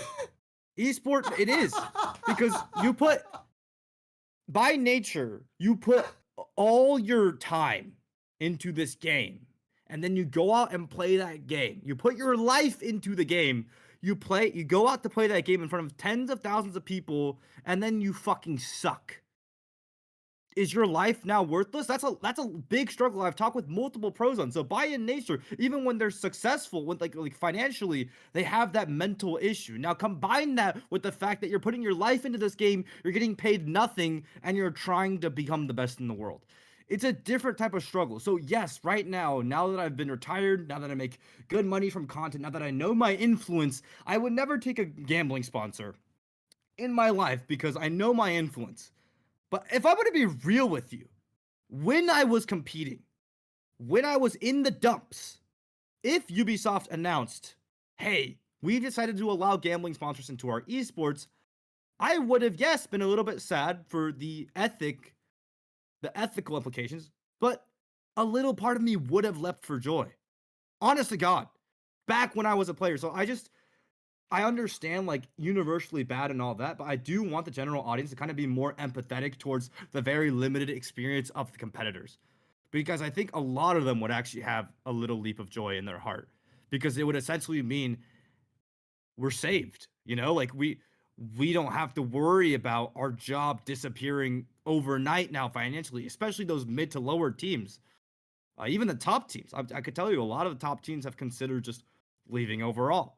Multiple rumors about like some of the biggest organizations just completely dropping out because there's no financial security within the game unless their skin sells like a quintillion units, so yeah, it's tough, man, because I know for a fact back then my heart would have done a tiny leap for joy, pretty significant leap for joy, if I heard that news. I mean, is this no different than people who swear up and down that they don't want to work the Esports World Cup and refuse to go to Saudi Arabia and refuse to take Saudi Arabian money, and then suddenly they don't get invited for one stage, or suddenly they miss a major and they're in Saudi Arabia a couple months later? Yeah. Like it's very easy to have integrity when you can afford to live. It's much harder to have integrity when your survival is on the line.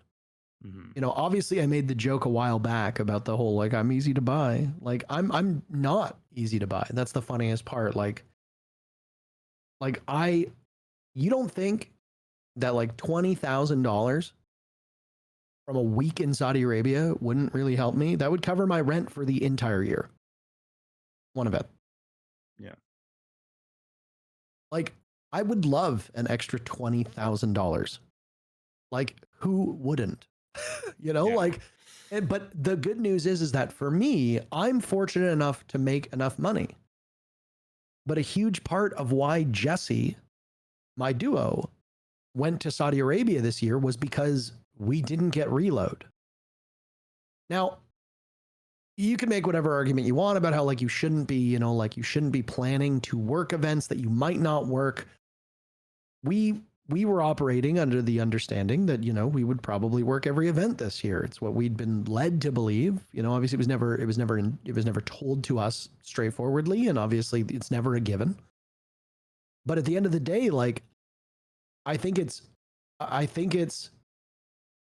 reasonable to suggest that Jesse and I, who've missed almost no events, period, since we started at this level, would likely make the launch of a new game's first event. Obviously, that's not what ended up happening. They ran with a much smaller crew. They had other things that they factored into why they brought certain talent.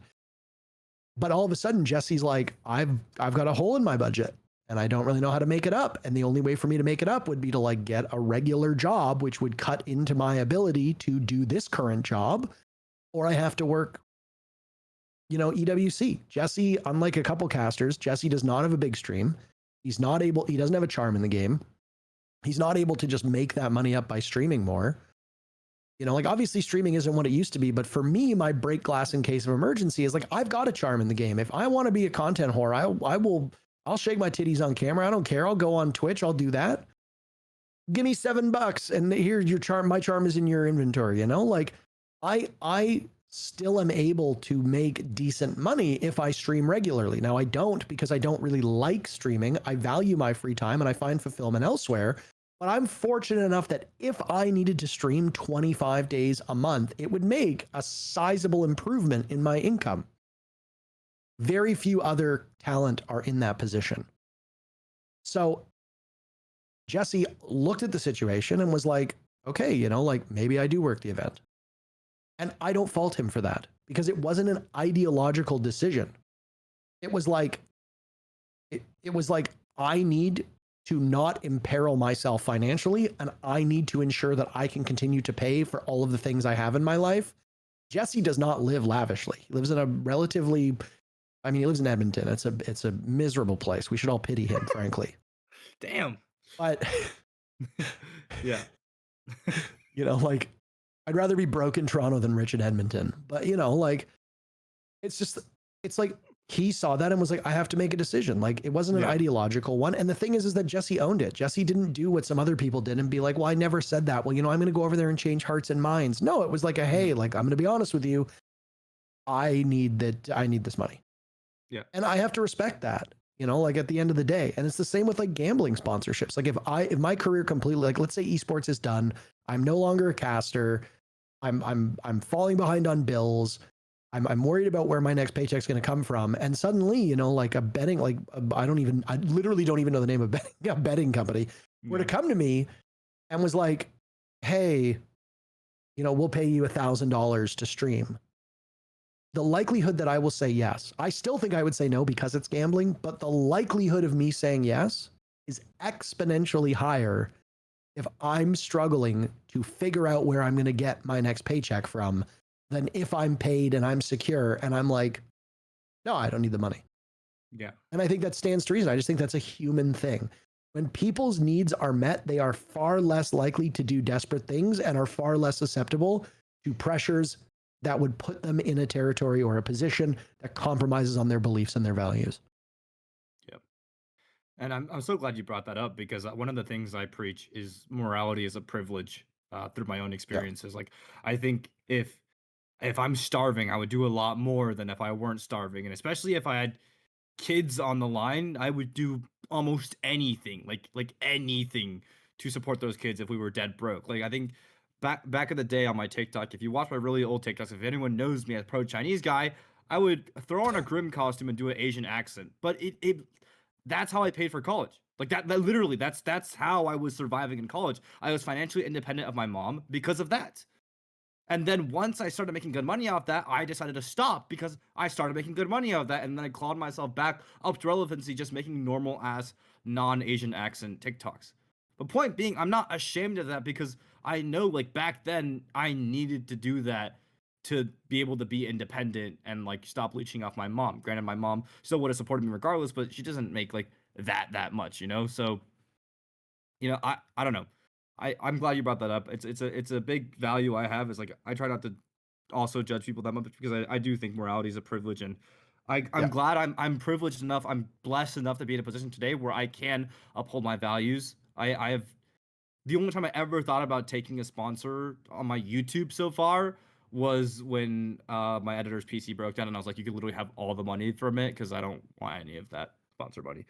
But quick point. Mm-hmm. I mean, that was part of the allure of signing with Last Free Nation. You know, like I've wanted to bring back this podcast for a while, but haven't had really the wherewithal. I didn't really want to be burdened with having to run the show myself and deal with most of the logistics and all that jazz. And then, you know, we literally were not making any money off it. The show was actually a net loser because we paid our editor and our graphics guy to do work on the show, and the payments that we paid them, as little as they were, we paid them like next to nothing and they were fine with it and we felt badly about it, but like we didn't make any money off of the show. Neither of us profited. The money that we paid them per show was actually more than the money we made on Twitch. And because there were no ads enabled on any platform, we didn't even make ad revenue. So it was like I'd make maybe like $10, $15, $20 on subs a show, but then we'd spend like $40 a show for the graphics and editing. So it's like the original 6on6 was actually losing money. And part of the allure of Last Free Nation is like we have ads on the YouTube channel now, but we don't have any sponsorships just yet because we're still too new. But like the goal was, hey, this is a way to work within a content and like podcast creator owned ecosystem where you get right of first refusal. You get to choose which ads you want to do. You get to choose, who you want to work with, and you make money based off of it. It was very desirable. It was a very desirable partnership. And that's why I jumped on it. Frankly, I was like, you're telling me that I can make a little bit extra money, I can bring back 6on6, and I don't really need to do that much. All three of those things objectively rule. Of course I'm going to do it. So you wanted to talk about something else, by the way. Let's speed through this because you actually have somewhere to go. For those that are listening, we are a day late, and that is because real life happens from time to time, and we also wanted to make sure that we got in under the bar for the EML's final day. But before we get there, I think there's one more topic that FET has before we do a recap of around the league with the 6 different regions. What do you want to talk about? You want to talk about something? You brought it up. Speaking of financials and situations and the overall state of the game and everything and all blah, blah, blah, blah, bad. Slight shimmer of hope is Ubisoft launching a new subsidiary, Vantage Studios. Parker actually wanted a Vantage subsidiary. No, before Vantage. Subsidiary. You nailed it. Thank you. Teach FET words. I stole this news headline from Parker because he suggested it, but now it's mine. It's not sharing. It's not sharing. We pool our resources. It's not stealing. It's sharing. I steal, and I love stealing.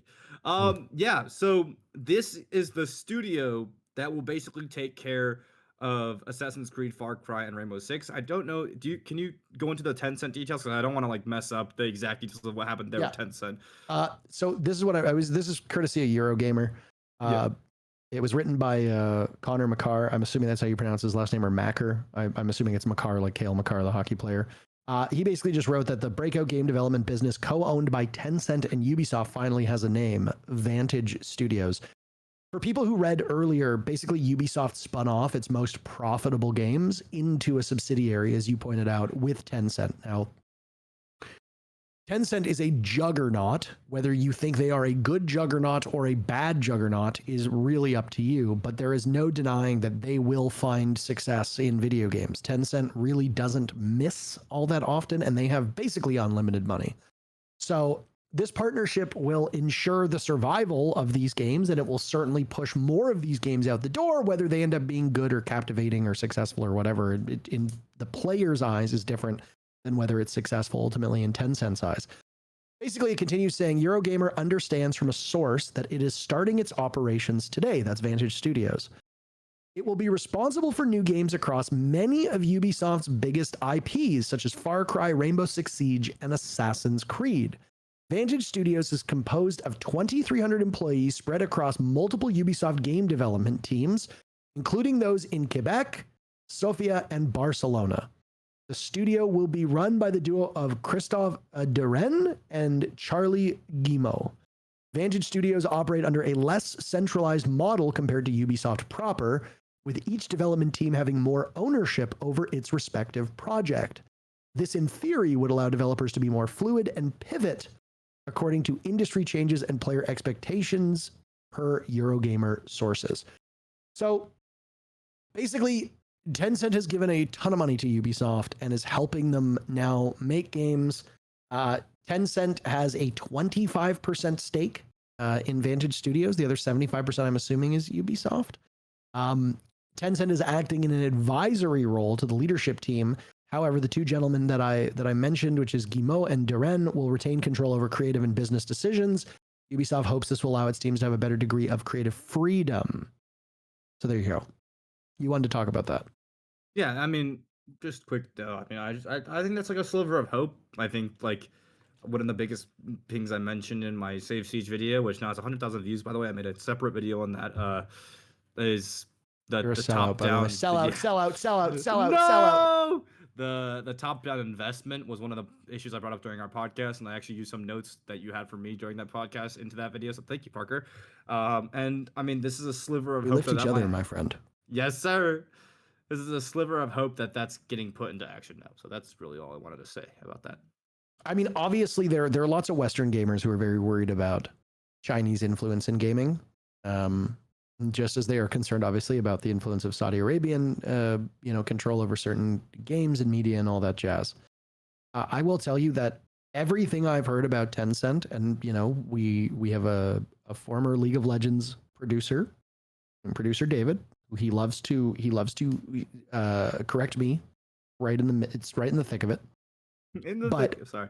I have only heard good things about Tencent involvement from a meddling perspective, as in like Tencent doesn't really like to get involved that much. They just want to put money in places. They want it to succeed. They're not ideological. They're not looking to clamp down on your freedom. None of that stuff. They just want to make a lot of money and they want your game to be successful. That's it. That's what I've heard most of the time. Now, obviously, these are from people who are affiliated with Rainbow Six Siege and people who are affiliated with Ubisoft. It's entirely possible they have a very different vantage point on this. But I don't know about the other game studios, but I don't fear Tencent's investment in our games. I don't fear it. In fact, I welcome it. Ubisoft obviously has been in a big hurt financially. And if this can help them put more resources, put more funding, and address some of the greater issues with Rainbow Six Siege, if it can accomplish all of that, that's great. Yes. Esports fan? Yes, and to quote producer David, he goes, they are basically money maximalists at this point.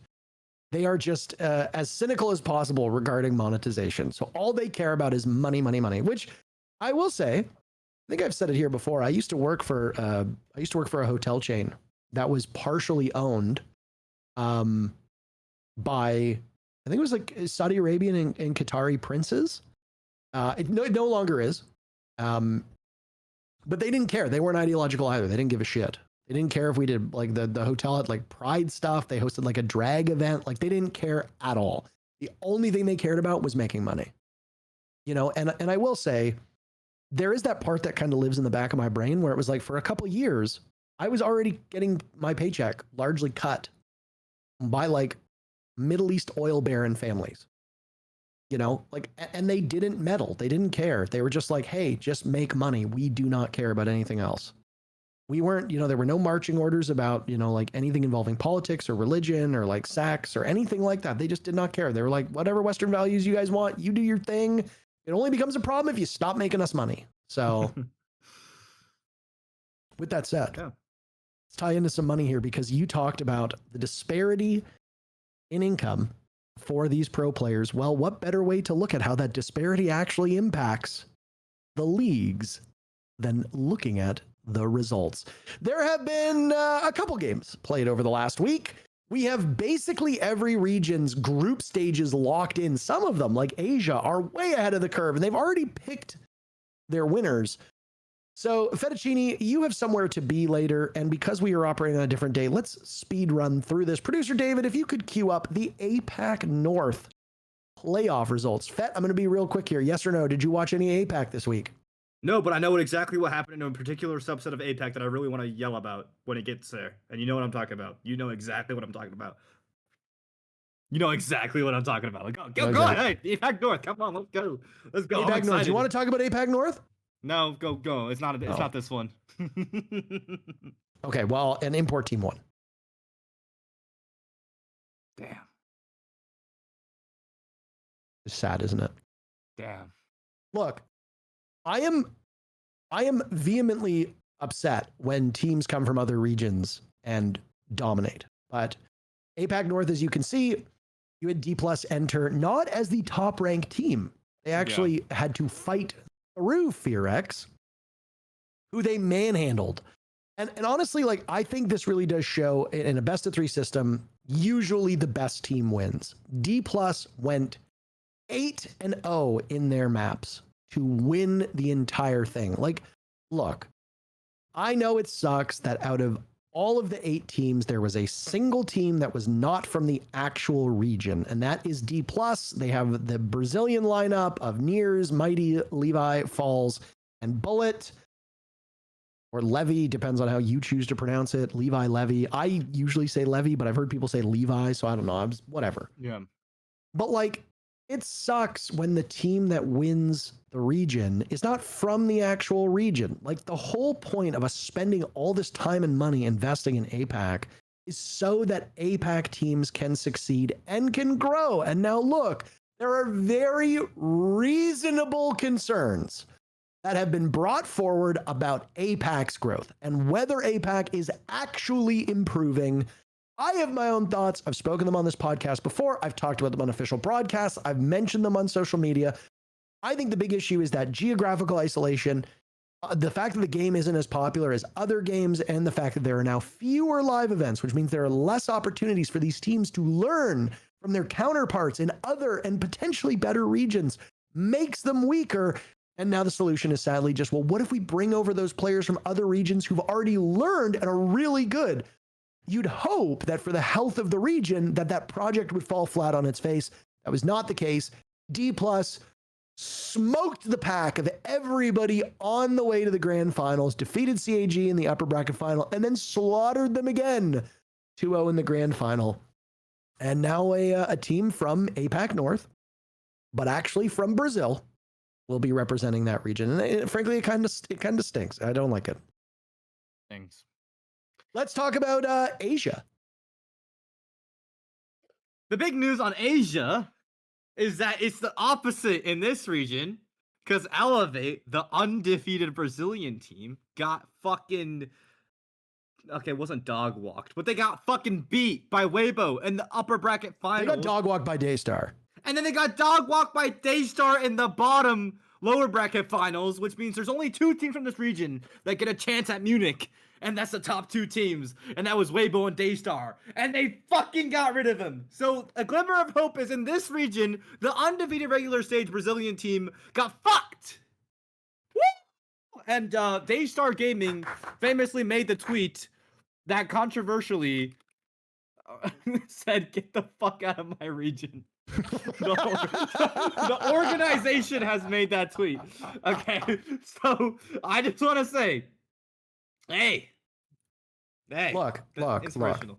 There are 3 times in my entire life that I have seen people from outside of Asia cheer for Asia teams. Okay, number 1, Norengo. Okay, number 2, KAG. At number 3, beating Elevate. Like, that's really like the only times that I've seen people who are not from APAC be like, hell yeah, I want this to happen. Like, that's it. Those are the 3 moments. And they did it. Elevate got beat by Weibo, went down, and then lost to Daystar, mustering only a single map between them. And Weibo won the whole thing. There's you can, producer David, you can put that on the screen if you want. Fett has now given us the Daystar GG tweet. It says, "Get the fuck out of our region, Elevate GG. We defend APAC and make PAX Oz major qualifier. Hashtag chase this son." Chase this on. And then, of course, they picked the absolute omega chat of Oryx to represent. I really wish Ubisoft did more promotional graphics around different operators, because it is kind of lame that we only see the same like photo of like Mute or Ash or Oryx or Kaid every single time. Like, I wish there was more around that, if you know what I mean, like if there were more options. But all right, speeding through this, Oceania, they play in roughly an hour's time, give or take. It is 8:25 p.m. Eastern on Wednesday, October 1st right now. So they will be doing battle, but they've got quite the gauntlet to go. We will not see a conclusion today because there are 1, 2, 3, 4, 5, 6 more games to go until the grand final is decided. Enterprise Esports and Chiefs Esports Club are fighting it out in the upper bracket final. They have consistently been the 2 best teams in the region. Chiefs had a little bit of an easier battle against Ludovica. Enterprise sweated out against Man Esports, and they might have an opportunity for a rematch. I don't know who wins. On paper, I like the Chiefs team, but you know, we don't fight teams. We don't fight games on paper. Do you agree? We don't fight games on paper. We don't fight games on paper. Wrapping up earlier today, EML has now been solidified. We can bring those results up on your screen too. If you're a fan of VP, it was kind of scary, but they survive. They make it to the S3 finals. They survived relegation. Virtus Pro lives to see another day. The Russian machine has not broken. Wild, I think, gets relegated. What are you doing? Yes. Well, like, let's not skip over that, because I think the people that don't actually keep up, we need to run that back one more time. Run it back. Virtus Pro, Joystick, Russian Cyborg Joystick, Dan, Shepard, SI finalists, Pro League finals winners, right? Top 4 SI 2024. They were almost knocked out of Pro League. What the fuck kind of timeline are we in? There was a world where, okay, I was wrong, to be fair. I thought it was, if they lost a secret, I thought it was just this stage, whether or not you get knocked out of Pro League. So I thought that if they lost their secret, it was basically Raps. Turns out it's across both stages because Fet's an idiot. Fnatic doesn't count in that run because they're a partner team. So it was like, if Wolves lost literally today, if Wolves won today and Virtus lost, Virtus was out of Pro League. Like that's the fucking Team Empire's a team known for taking down Pengu's G2 dynasty, right? Like being the team to kind of stop it in its tracks. Met Bolo in the SI finals, won the Pro League finals, came back to being top 4 in SI 2024. This is one of the longest standing, most legendary teams. I don't think people realize how crazy it was for them to be on the brink of getting knocked out of Pro League. But hey, I mean, we wanted relegation back. We wanted relegation back. These things are going to happen. There's no way around it, right? Like if you want there to be fairy tale team runs all the way to the top, then there will be heartbreak for the teams that go on their way to the bottom. And it's just, it cuts both ways. So it's incumbent upon VP to be better. Mako Esports and them tied at 8 points. You've got your top 6. Producer David, if you could put on the EML playoff bracket as well. Team Falcons and G2 Esports sit alone atop the standings, so they get a bye into the semifinals right away. Gen.G and Team BDS, and then Team Secret and Wolves will be playing each other. Do you have any immediate thoughts, or do you just want to? Are you pressed for time? Do you just want to squeeze through? No. I'm good. I'm fully good. Gen.G looks really impressive for a bit for the middle of the league. The more I watch them, the more they have a glaring hole in their gameplay, which is on the attack in the mid round. They fumble. Like when they have to make an important decision on the mid to late round of terms of adapting, like if their round goes perfectly, they have 5 up or 4 up and they go for a 3-2-1 execute like we wanted, they are fucking amazing, right? But when it comes to, something gets wrong, we have to now, the IGL has to call a new solution, they shit their fucking pants. And it looks honestly embarrassing. Like it looks really, really bad. So for Gen.G, I hope they continue to make it through the event because I think they have improved a lot and they deserve it. But at the same time, it's looking very, very rough. I don't know how their chances are against BDS because BDS does have moments of brilliance. Wolves, sadly, I don't think you have a chance. Plus, it's kind of a weird situation where they're fighting for the major when I'm pretty sure... Are they relegated? Is it Wolves and Wild that are relegated? Let me check. You're asking the wrong guy. Yeah, I'm gonna pull this up real quick. But funny thing that happened today, I think the teams that are gonna make major are gonna be like the big 3, right? Which used to be the big 4. It used to be VP, Secret, G2, Falcons. There's only big 3 now, and then potentially Gen.G. Those are my favorites. Funny thing that happened today, Mako needed a 7-1 scoreline against G2 to make the playoffs. G2's fucking 7-0'd them. G2, I mean, Jesus Christ. G2 slapped them across the face. It's the worst when you have to achieve a certain scoreline to make, like the amount of pressure that's mounted on you when you have to achieve a certain scoreline to make an event because of round differential and beating someone out in round differential and head to head and all that, etc. The pressure is crazy. But I'm gonna look at overall right now for both the stages. Hold on, overview. Yep. It should also be noted that it's the top 4 teams in EML have a positive round differential. The bottom 6 teams have a negative round differential, which is wild. which actually speaks to a topic that we're going to get into next week. Mint was supposed to join us this week, but because we changed our schedule around, we were no longer able to accommodate his schedule. That is our fault. Actually, I blame the EML schedule, but I refuse to accept responsibility. Ideally, Mint will be joining us next week. We even had a tri-window graphic made specifically for this show. So hopefully we will have Kyle join us next week. We did a briefing with him yesterday, actually. So I mean, he's eager. He's given us a couple ideas, and we will be running with them next week when we have more results in. Did you find the numbers? Did you want to jump in now? Oh yeah, so Wolves and Wild are the teams that are relegated. Producer David, the screenshot is in the chat. They are gone. Those are the teams will be sent back to Challenger League to fight back up from there. Sayonara. I feel bad for Wild because they look really emotional and they seem to have improved a lot this stage, but life is life and you do bad that first stage. I'm glad it's averaged across 2 stages, actually. I had it wrong. I literally thought it was this stage that counted, but no, it's averaged across 2 stages. So yeah, there it is. All right. Would you like to go to the next league? It was like Wild Esports. Isn't it an acronym for like Wild is like what you love doing esports? I thought it was. I thought Wild was an acronym. Somebody in the comments can fact check me here. Oh, really? I didn't know that. Is it I think it was like, I think it stands for like esports? what you love doing esports or something like that. I remember one of the EU talent told me that it was What you love doing. No, you're right. I didn't fucking know that. Yeah. Also, did you know that like Usain Bolt is like an ambassador? I did know that. We talked about him earlier today. Oh. Yeah. All right, let's skip on over to North America, where both you and I live and reside. We are currently in sister cities, me in Toronto, you in Chicago, and we love it here, don't we? The standings for NA League. Obviously, M80 and OXG sat on the top. The one team that Mint wanted to talk about the most was OXG.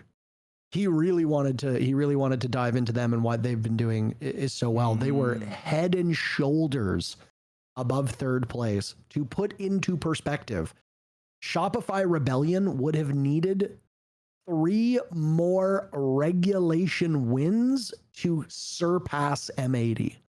That's how big of a gulf there is. It is insane. M80 finished obviously with 25 points. OXG was nipping at their heels at 24 points. M80 does what Shopify did, Shopify Rebellion did, because you don't call them Shopify, by the way, do not. It's always funny when you get like little marching orders from teams. I don't disagree with it. It's your branding. I'm going to call you what you want to be called. But I remember getting my knuckles wrapped because I called them 100 Thieves.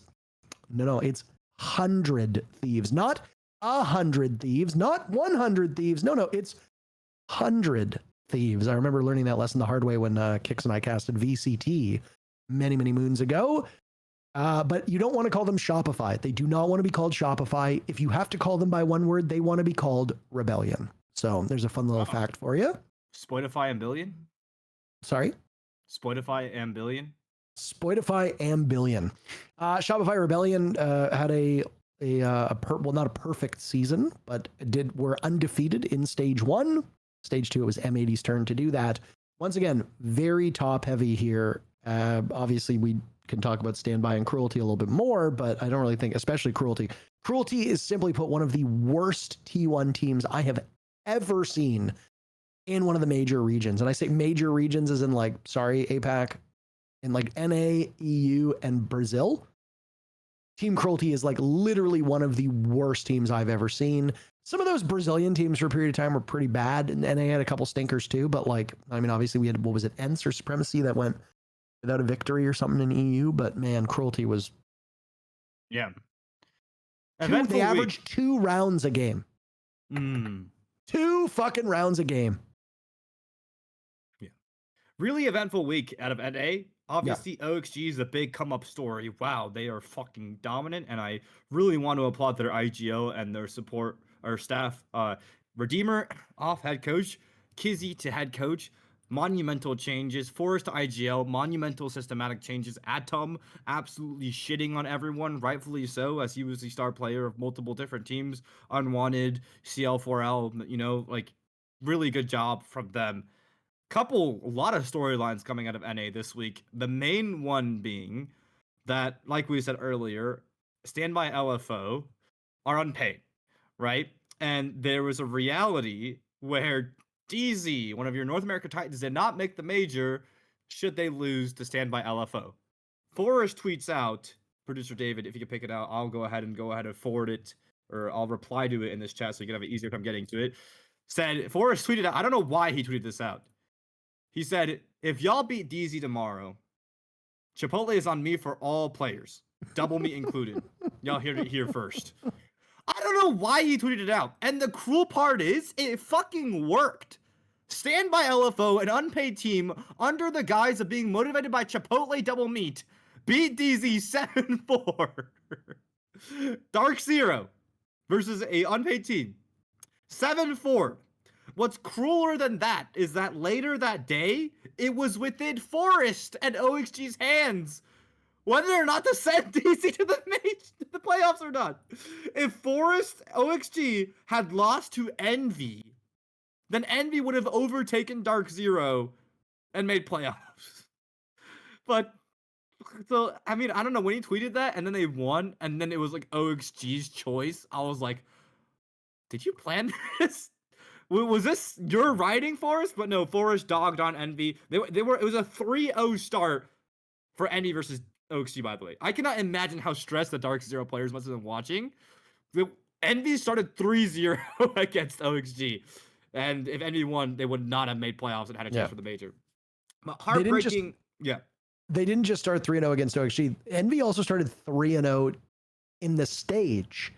They had 9 points through their first 3 games. And I think the expectation was, oh my God, these guys are the real deal. Now, their first game was against Cruelty, who they 7-0'd. Coughing Baby versus Atom Bomb. Yeah. Then they took 7-5 against Cloud9, which, I mean, you see from the standings here, they finished in 8th place. And then they 7-5'd LFO. Their first 3 matches ended up being against the only 3 teams that finished below them in the standings. Then they lost to SSG. Then they beat Wildcard. Okay. And then they lost all of their other games. And I think they actually broke Jesse's stat. Jesse was like, at this point in time in the stage, nobody who's had this many points has ever failed to qualify for the playoffs. And Envy, I think, broke that. So. Yeah. Heartbreaking for Envy, the young rookie Aiden Tax. If you're a Stompin' fan, you're probably also an Aiden Tax fan because they were teammates on the MADX. I just think that the way the bracket for me, at least as a former pro coach, it was obvious from miles away. They had all the easy teams in the beginning and then all the hard teams in the second half, and they just lost to every single hard team in regulation. Like if they got a single overtime against anyone, they would have made it. A single point, and they would have prevented Dark Zero from missing the playoffs for the first time in DZ's history. Yes. DZ Wait, really? Since joining the NA League, DZ has never missed an interregional playoffs. Yes, that is always. Wow, that is a sick stat. I would argue the most successful org over the last 4 years in terms of like interregional play. Obviously, they won a major, which makes them quite dominant. It puts them in a bit of an elite class. There haven't been a lot of major wins for NA over the last 5 years. But I mean, DZ's had some pretty big staying power. I'm very curious to see what they do because their very first matchup is against Shopify Rebellion. That is always a slog. Troy always, I don't want to say struggles, but there always seems to be an edge to games when he plays against his former teams, whether it be SSG or Shopify Rebellion. And this is a best of 3 with a lot on the line and certainly bragging rights on the line. That's going to be a fantastic game. Yeah, that's going to be fantastic. So, or they're both going to play like a bunch of monkeys trying to operate typewriters and they're going to suck. There's no in between. Yeah. Remaining news from NA, I guess M80 got back-to-back 7-0s on Skyscraper starting attack, which Skyscraper is one of the most defenders on the maps of all time, which means they got perfect attacking halves, 6-0 both times, so maybe they're Skyscraper gods, who fucking knows, but NA has seemingly balanced itself out. Like, it's like Force has been restored, or whether it's balance restores itself in the Force, the universe balances itself out. The teams you see in this top 6 are the teams everyone expected going and being in playoffs. Right, so no surprises here. No Virtus Pro shitting the bed in NA. Everyone you expect to be top 6 in playoffs is top 6 in playoffs by the will of, I guess, God or Intero, or whichever higher power you think you cheer for. You you pray for, whatever. Tom J. Sherlock. Tom J. Sherlock, our Lord and Savior. All right, let's wrap it up so we can get you to your contractually obligated stream that you have to do. As we are a contractually obligated podcast, we are contractually obligated to do a show a week, and here we are. Too many contracts. SAL, they are the only region that is dragging their feet. While we look over to APAC and we're like, wow, 2 of you are already done. And then we look over at Brazil and we're like, how are you still playing group stages? So here we are. They have 1 day left. The standings should be on your screen, and the final Playday matchup should be on your screen as well. ENX and 9Z in the Coughing Baby versus Coughing Baby fight. Team Los will be going up against W7M. That should be a win for W7M. They've already cemented their place in the top 5. They have made it to playoffs. There is 1 playoff spot left up for grabs. Loud, Los, and Black Dragons are fighting for that. BD plays FaZe. That will be a tough match for BD. Loud plays Nip. That'll be a tough match for Nip. Los plays W7M. None of these teams have an easy game. If everything stays the same, Loud will clinch that spot because they currently have it. Do you think that it will be Loud based on the strength of schedule for that single play day? Which team do you think will grab that last playoff spot? This is really hard because it's not one of those scenarios where one of them plays the other for the playoff spot. It's all of you guys play a really fucking good team. All of you guys play a top Brazilian team to make playoffs. Second, third, and fourth, by the way. Yes. Loud, who's in 6th, plays the second place team. Los, who's right under them, plays who's right under Nip. And Black Dragons, who's right under them, plays FaZe, who's right underneath W7M. So it's like they're perfectly spaced between. And any of them can make it. The round differential is good enough to where if Black Dragons ties Loud in points, they just... There's like no matter what, they would have like equal, if not more, round differential. So it's like anyone can make it. Really exciting play day. The other big, unless you want to talk, do you want to talk about this? Which? The Loud, Los, Black Dragons. Do you want to talk about it more, or do you want to? I have another big story out of Brazil. Give me your big story. I don't care about these teams. The other big story about Brazil is that Furia is undefeated, but Furia is undefeated on 2 maps through the whole stage, in order of which they played the games. They have played Layer, they have played Bank, they have played Layer again, they have played Bank again against W7M, they played Bank against FaZe, they have played Layer against ENX, they have played Bank against 9Z, and then they have played, lastly, Bank against Loud. They have only played 2 games this whole fucking stage. That is one of the most statistically improbable things I've ever seen in my life. One, who the fuck is taking Furia back to Layer Bank again after they've beaten everyone else on it? 2, Liquid also apparently has not yet banned Layer this stage. So there's a chance that they played the whole fucking stage only playing 2 maps. And 3, that is one of the most, did I already say this, the most statistically improbable scenarios ever? Like that, just, what the fuck? When I understand playing a stage permabanning 2 maps and going undefeated. I don't understand playing a stage only playing 2 out of 9 maps and going undefeated. In a best of ones, by the way. Like, you have to ban 8 maps before you get to said 2 maps. So, whatever the fuck, I guess. That's insane to me as a pro coach. Like, I mean, a former pro coach. That's an insane fucking stat line. It'll be an exciting show that comes up in 2 days. I think that's Saturday, if memory serves correctly. It might be Sunday. I honestly can't remember. October 4th is a Saturday.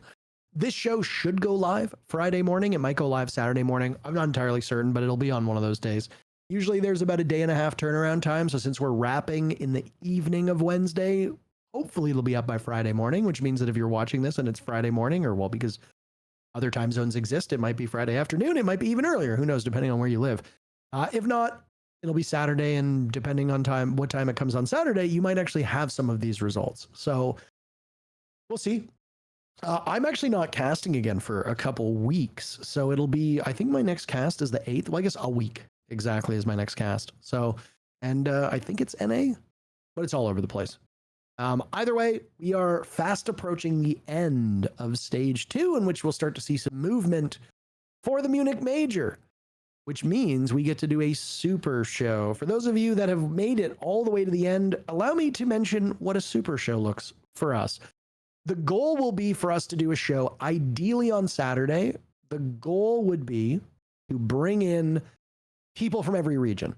So Fett and I will be on it. Maybe Troy could be on it. Maybe Mint will be North America's representative. We'll try to bring somebody in from APAC. We'll try to bring somebody in from Europe. We'll try to have somebody in from Brazil as well. And it'll be a long show. It'll be a very, very long show. Super shows will be anywhere from 3 to 4 hours, maybe even longer.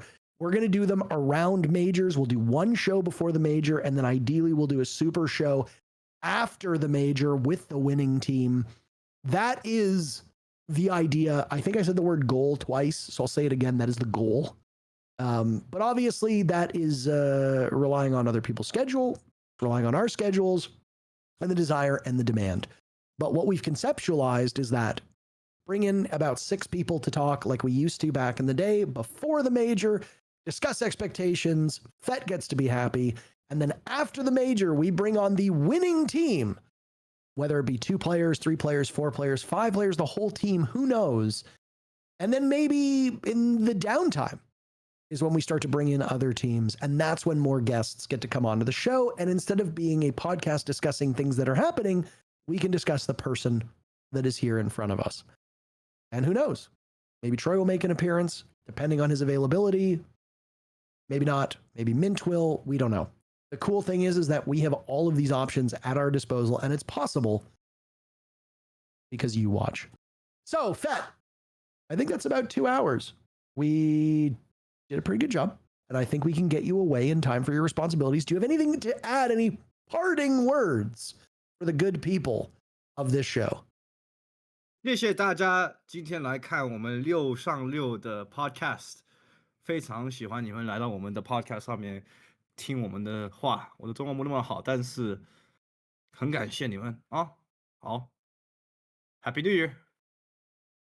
Couldn't have said it any better myself. Thanks so much for watching our 35th episode. Don't forget to thank producer David in the comments. Weigh in on what you think of the state of Siege. Join the Hungry Hub, as we talked about earlier, because you can hopefully get some games in a safe and secure way and watch all the regional leagues as they conclude over the next week. Last but not least, don't forget to like and subscribe. Sincerely, I just want to take a very brief moment here, if you've made it all the way to the end, to thank everybody for watching so far. The return of this show has been far more successful than I could have possibly imagined. We've picked up almost 1,000 subscribers in 3 weeks, which is crazy because I think we capped out at 12,000, which means that we've added 1/12 of our previous subscriber base on top of it. Your comments have been wonderful. The insight that you've brought, the conversations that you've had. It is really nice to have this show back. I hope you're enjoying it. And I've been enjoying reading all of your feedback. So keep it coming, whether you're sharing it on Twitter, whether you're posting it on the subreddit, or whether you're just simply watching it and being an enjoyer. It is okay to just be an enjoyer. On behalf of producer David, Last Free Nation, myself, and Fettuccini, thanks for watching our 35th show. We'll see you next week.